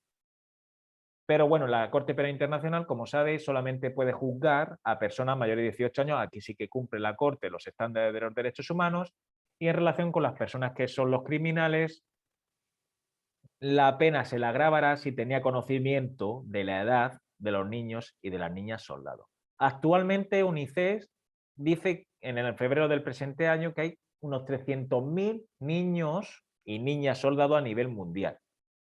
Sobre todo en este caso, creo que era República Democrática del Congo, Somalia, entre otras. Hay una película, por si la queréis ver, que es canadiense, que se llama Rebelde. O Rebelde, o al menos la traducción aquí en España, pero vamos, en Latinoamérica, en América Latina será igual. Que habla de los niños soldados y está muy bien, muy bien, para ver la vida, en este caso, de los niños y de la instrumentalización que se hace de los mismos. ¿Puede un menor ser responsable de cometer crímenes internacionales para los tribunales internacionales de naturaleza penal? Es una pregunta válida que nos podemos realizar. Por lo general, los tribunales internacionales de naturaleza penal no pueden juzgar a menores de 18 años. El Estatuto de Roma sí lo decía. Pero si nos vamos al Estatuto, que el tribunal ya ha dejado de existir, el Tribunal Híbrido de Sierra Leona, nos hablaba hasta los 15 años, o no decía concretamente nada, sino las personas a quienes quepa la más grande responsabilidad. Cabía la posibilidad entonces de los 15 a 18 ser responsables por crímenes internacionales. Al final se pronunció el Consejo de Seguridad, bueno, se llegó a cabo que ningún menor, entendiendo por menor de 18 años, sería juzgado en este caso. Pero cabía, en la Corte no, pero en el tribunal ese hubo la posibilidad. Actualmente he puesto 3 casos, hay más en condena y en materia de reparaciones de la jurisprudencia internacional. Lubanga, Natanga y Ongwen. Lubanga ha sido el primer caso, el primero fue en Sierra Leona por el reclutamiento de niños soldados, y Lubanga fue el primero de la Corte Penal Internacional por crimen de guerra de reclutar y alistar niños menores de 15 años. Evidentemente esos niños ya son adultos a día de hoy, porque la Corte empezó a trabajar en el año 2003, la primera sentencia de reparaciones o la primera sentencia de Lubanga fue 2011-2012, primera sentencia de reparaciones 2012, Y ahora se está implementando las reparaciones, año 2022.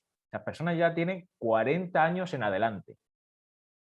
Pero bueno, merecen ser reparadas. Justicia, verdad y reparación. Un tridente que siempre se tiene que llevar a cabo.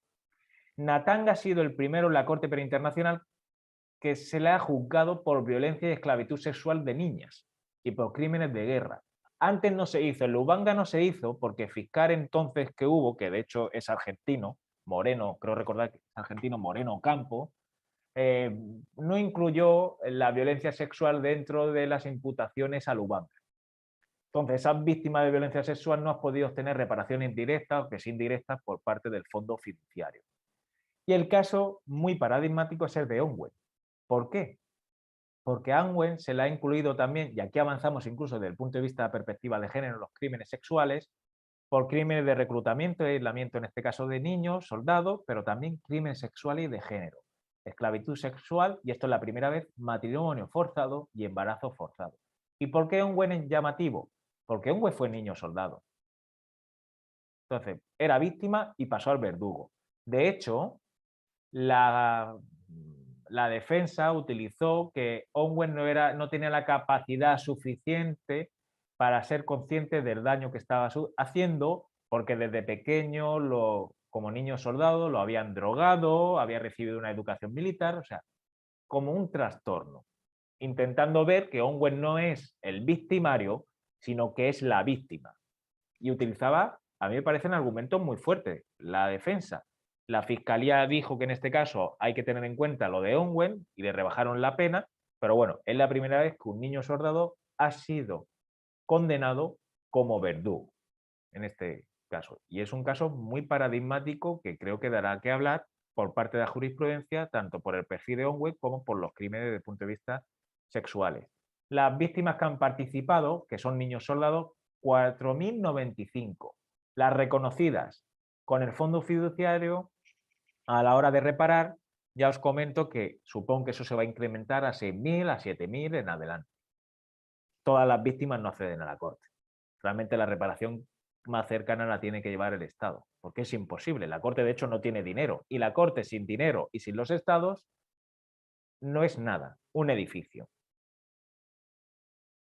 Vamos a ver la perspectiva de género. Al igual que la Fiscalía tiene una perspectiva del año 2016 focalizada a los niños soldados y trabajó muy bien Bensuda, la anterior fiscal, creo que en los niños soldados hizo un magistral trabajo, también lo hizo desde el punto de vista de la perspectiva de género. En el año 2014 se reconoció un paper, en este caso, en relación con tenemos que aplicar absolutamente en todo el proceso,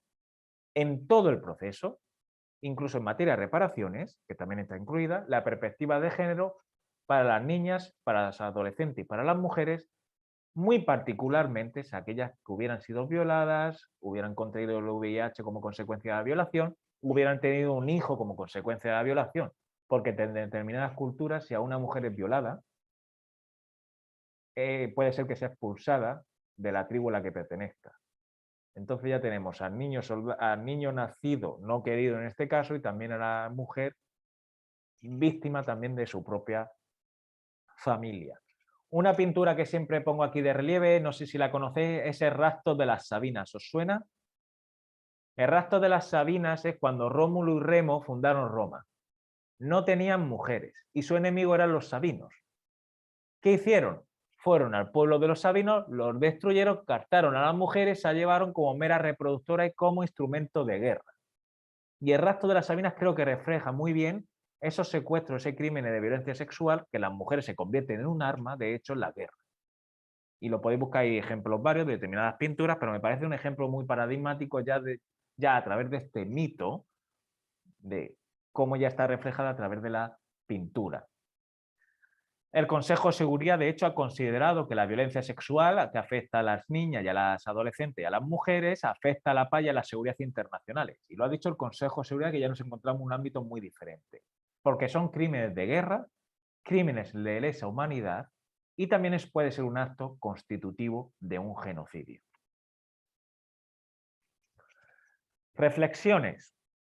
La Corte Penal Internacional ha revelado cifras que demuestran que los niños son los más vulnerables entre los grupos afectados a los conflictos armados, y tiene unas rotundas respuestas en cuanto al impulso para defenderlos.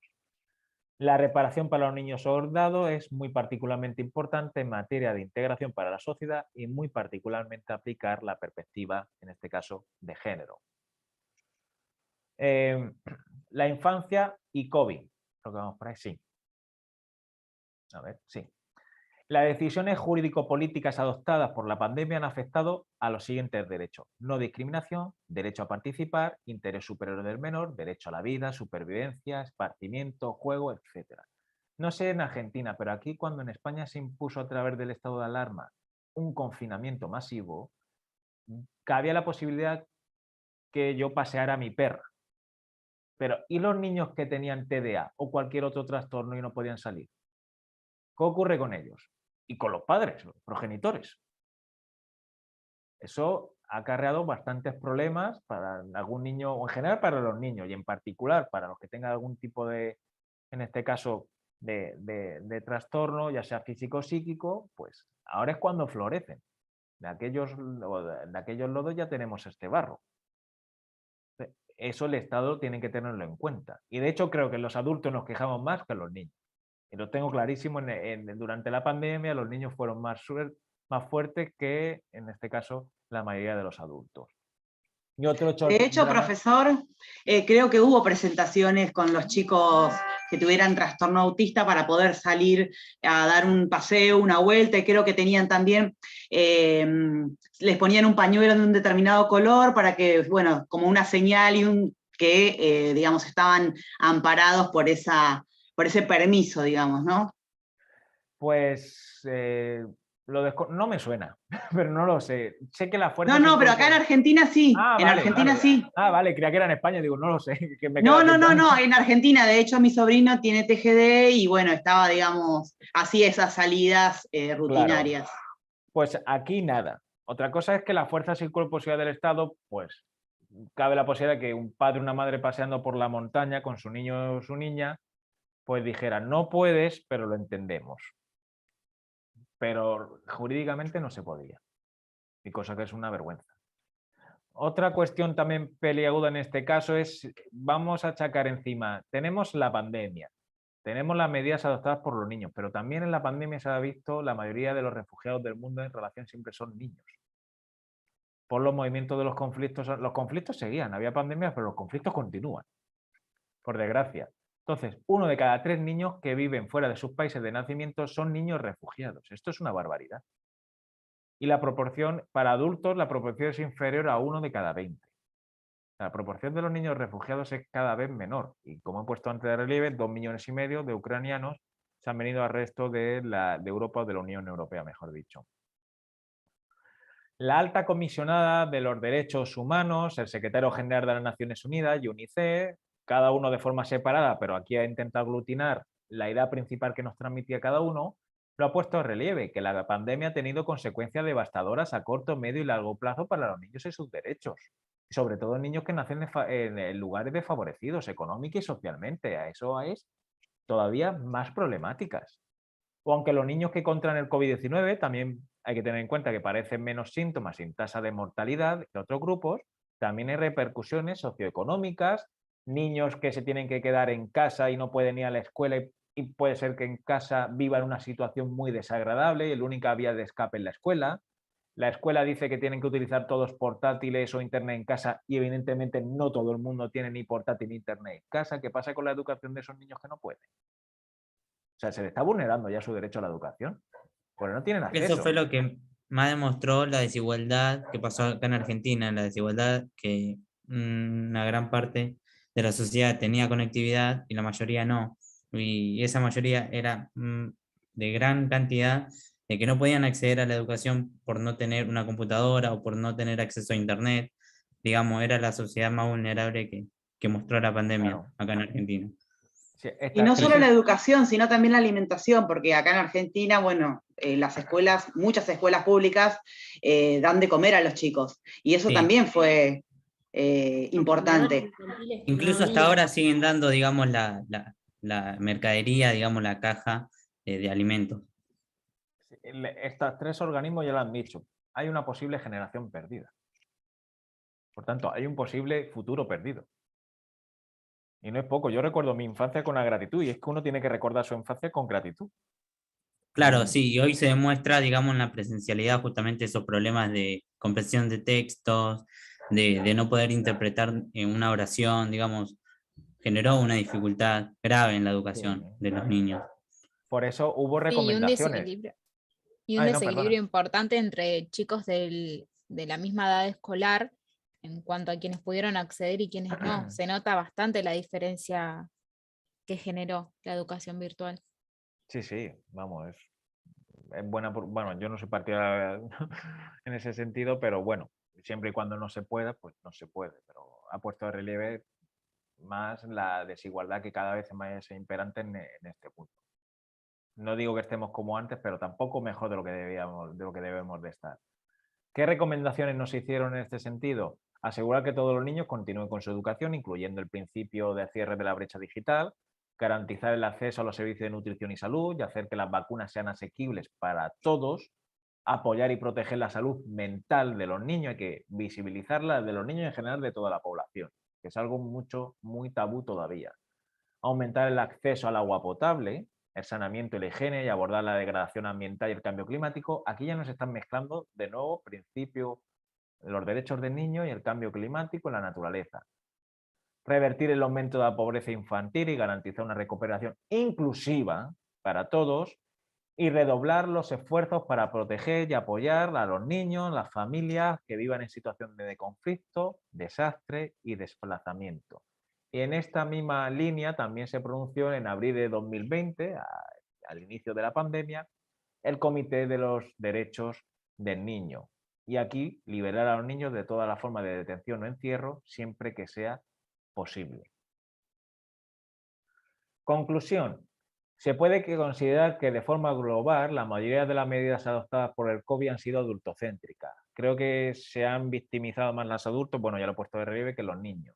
Las medidas pandémicas han agudizado las vulneraciones de los infantes y el derecho internacional es necesario para los derechos del niño, pero se necesita también un cambio, en este caso, de cultura. El Estado y la sociedad civil debe seguir protegiendo y empoderando a los niños. Se tienen que hacer visibles las estadísticas porque la mayoría, o por lo que me han contado a mí, al menos en España, no sé si ahora, la mayoría de los países no hay estadísticas oficiales de los niños que pueda haber en explotación sexual, explotación infantil, incluso desplazamiento. La mayoría de las estadísticas, si las encontramos, provienen de ONGs o de UNICEF, pero no estatales. Y eso es un problema, porque los estados tienen que dar cuentas cada 5 años. El Comité de los Derechos del Niño ha tenido que ver los informes de todos los estados. Y si no hay estadísticas, no sabes la realidad, no la conoces. Y necesita haber en este sentido por parte de los estados. Las conclusiones son generales, que el niño y la niña son sujetos de derecho, que todavía necesitamos un cambio de cultura, que los niños y las guerras forman una parte integrante de la historia del fenómeno real de nuestra sociedad. La sociedad debe hacer que los niños y las niñas participen más en la red pública, o sea, en la política de todo, que nos corresponda a todo. La Corte Penal Internacional está siguiendo una buena senda político-judicial. La protección de género creo que ya forma parte del derecho internacional penal, antes evidentemente no, esto gracias a la Corte. Y todavía la infancia supone una pesadilla para muchos niños y niñas del mundo. Por consiguiente, si supone una pesadilla, todavía en este caso queda trabajo por hacer. Y muchas gracias.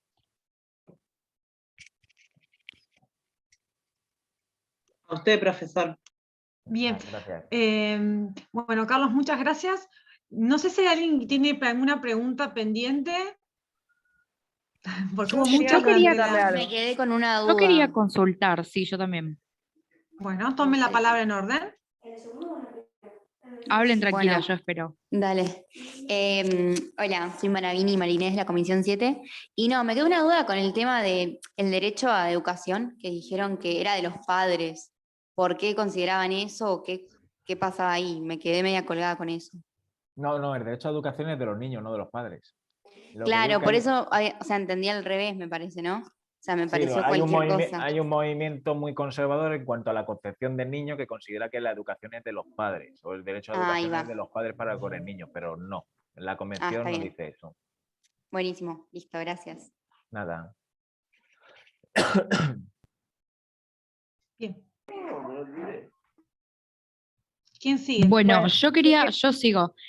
Yo quería consultar, más que nada, si había algún aporte o una interpretación de los términos utilizados en adolescencia y niño y niña, porque recuerdo haber leído que justamente la adolescencia como que se había corrido de edad, por decirlo de alguna manera, y no terminaba a los 18, sino como que la cultura terminaba haciendo que a los 20, 21 se termine la adolescencia y comience la adultez. Entonces quería ver si había algún aporte o alguna interpretación desde la sociología sobre este tema de los términos más que nada.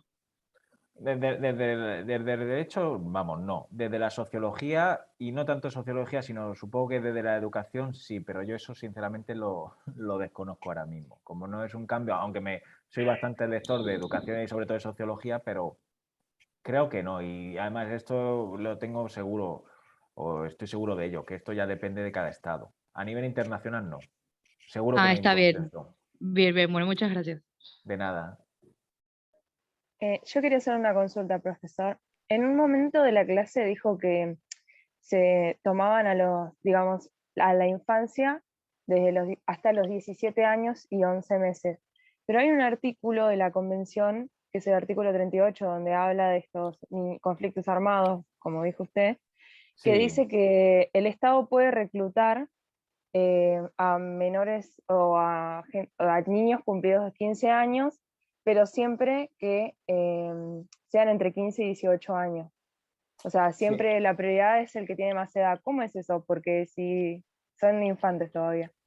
Eso es lo que he comentado con anterioridad, que la convención en este caso no estuvo muy bien porque se fijó en el derecho de Ginebra, en el del año 49. Pero no obstante, ahí hay que mirar con lupa porque en la convención hay reservas y declaraciones. Ahí no me he metido porque es un tema muy peliagudo. Claro, sí, eso pero, yo decía de que Argentina tenía reservas en cuanto a eso. Claro. Pero, Entonces ahí ya claro. depende de la mirada de cada Estado miembro. Ah, perfecto. ¿Otra cuestión?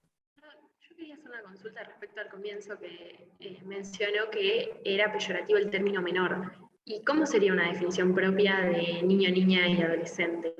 No, que no utilizar tiene, esta palabra. me comentaron que no, era peyorativo en el sentido de utilizarlo en el marco de las Naciones Unidas, en el Comité de los Derechos del Niño. No utilizan el término menor. Realmente no he preguntado por qué es peyorativo.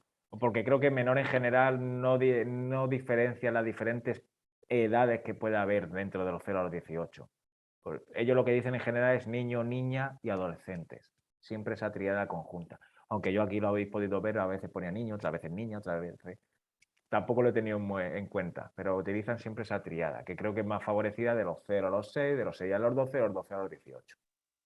Sí, también porque hace alusión a una jerarquía y no a una capacidad progresiva, me parece, ¿no? Desde el paradigma de la concepción de los niños.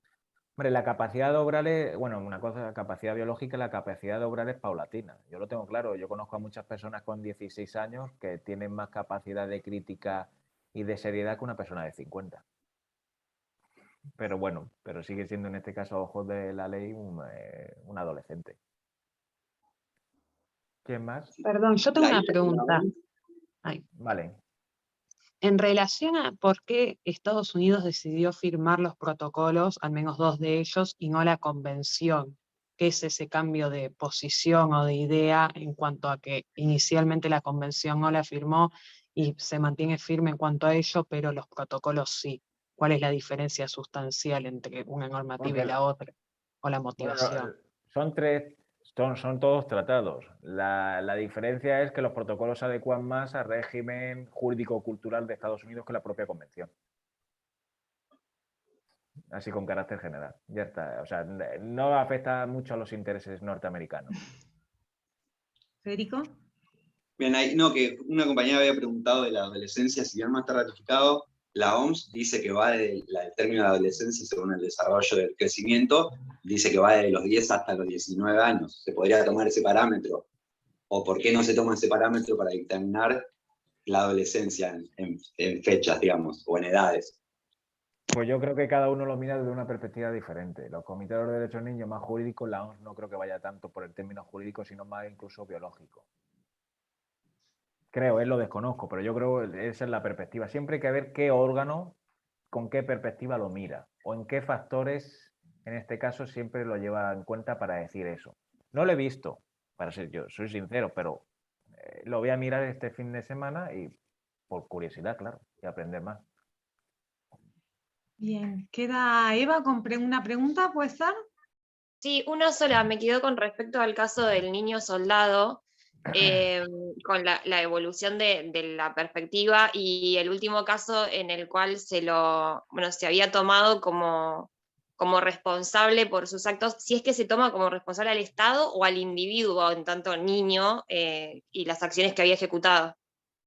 En relación con lo de que si es con Owen, la Corte Penal Internacional solamente tiene capacidad para condenar al individuo, porque el Estado no es punible en el ámbito internacional. No existe esta capacidad ni de ningún tribunal. Y aquí lo que era de relieve se intentaba es que realmente ni fuera condenado, porque fue tratado un niño soldado, era sobre todo con la intencionalidad y la capacidad de obrar. Por eso hubo muchísimos informes psicológicos, muchísimos, en el caso de Owen. Y muy interesante, algunos son visibles, otros no. Incluso él se sigue poniendo como una víctima. No sé si he respondido. Sí, bien, gracias. Esa era la duda que me quedaba. Queda una pregunta de Virginia Castañares, ¿puede ser? Que quiera Sí, tomar la hola. palabra. Buenas tardes. ¿Qué tal? Me quedé pensando en el ejemplo que diste en cuanto a un hecho de violencia de un animal o un niño. ¿Qué posición deberíamos tomar como para aportar nuestro granito de arena y hacer, digamos, un mundo mejor, por decirlo de alguna manera? El granito de arena. ¿Que quieres que te lo diga yo? Vale. Pues lo primero siempre lo decimos todo el mundo, es la educación. Está la educación en la enseñanza, ámbito público, ámbito privado. Desde el punto de vista del ámbito público, los poderes públicos, en Argentina no lo sé, pero aquí cada vez que llega un nuevo gobierno cambia la ley educativas.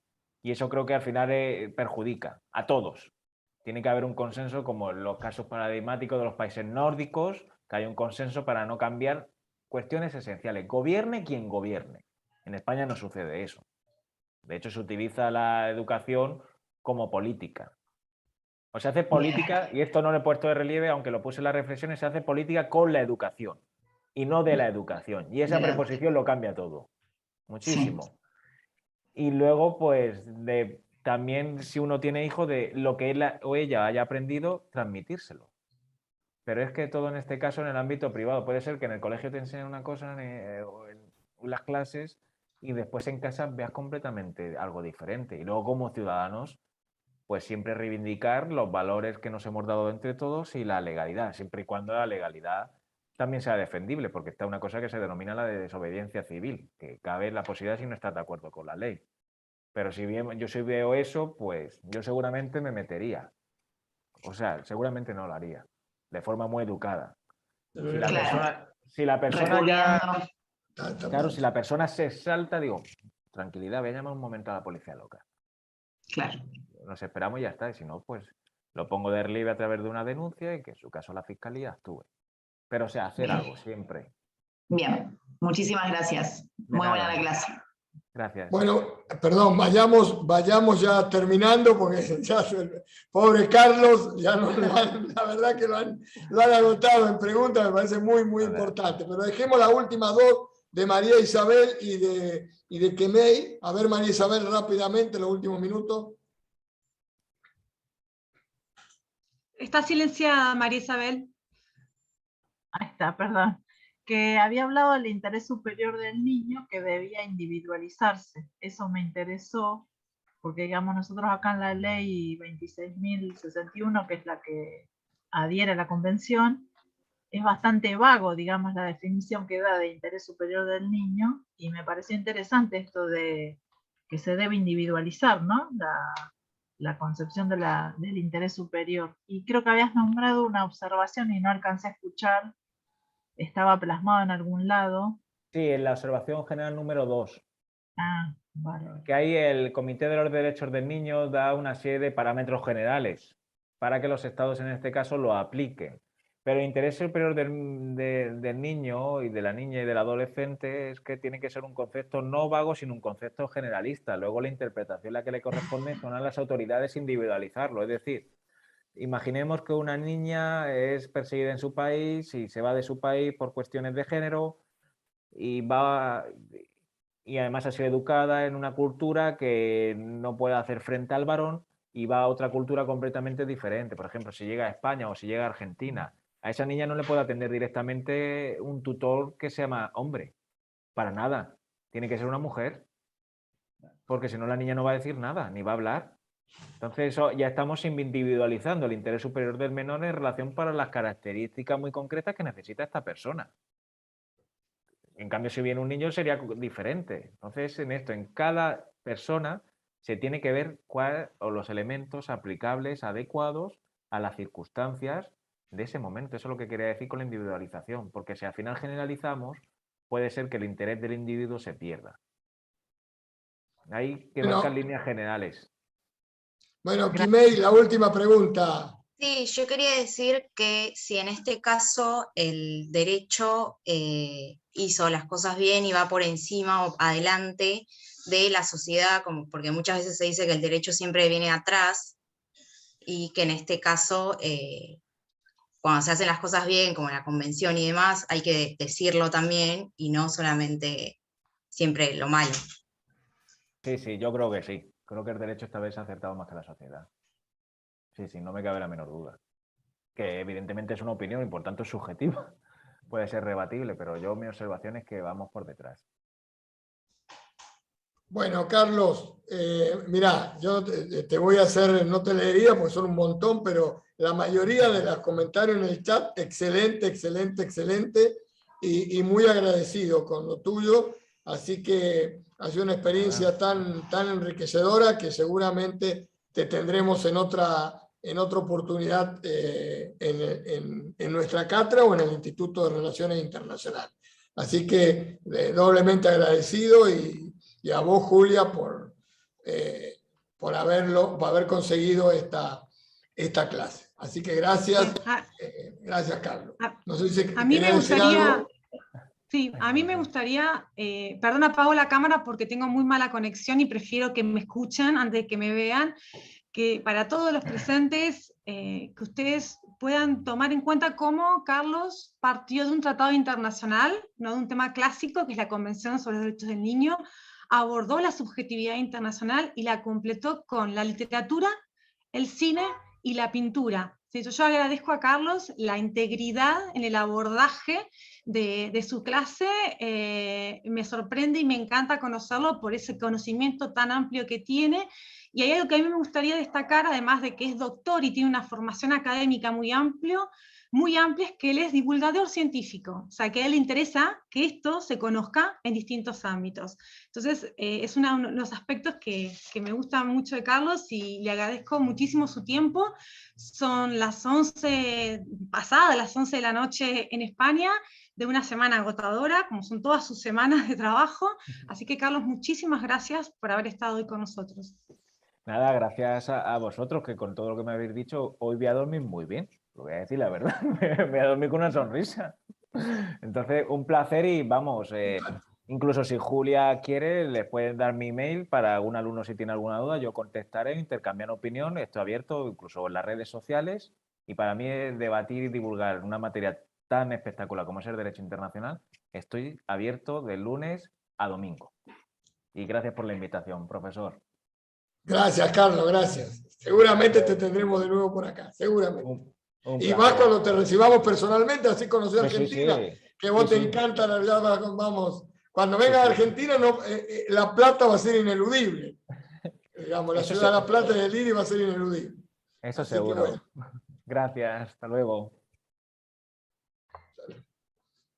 Qué lindo.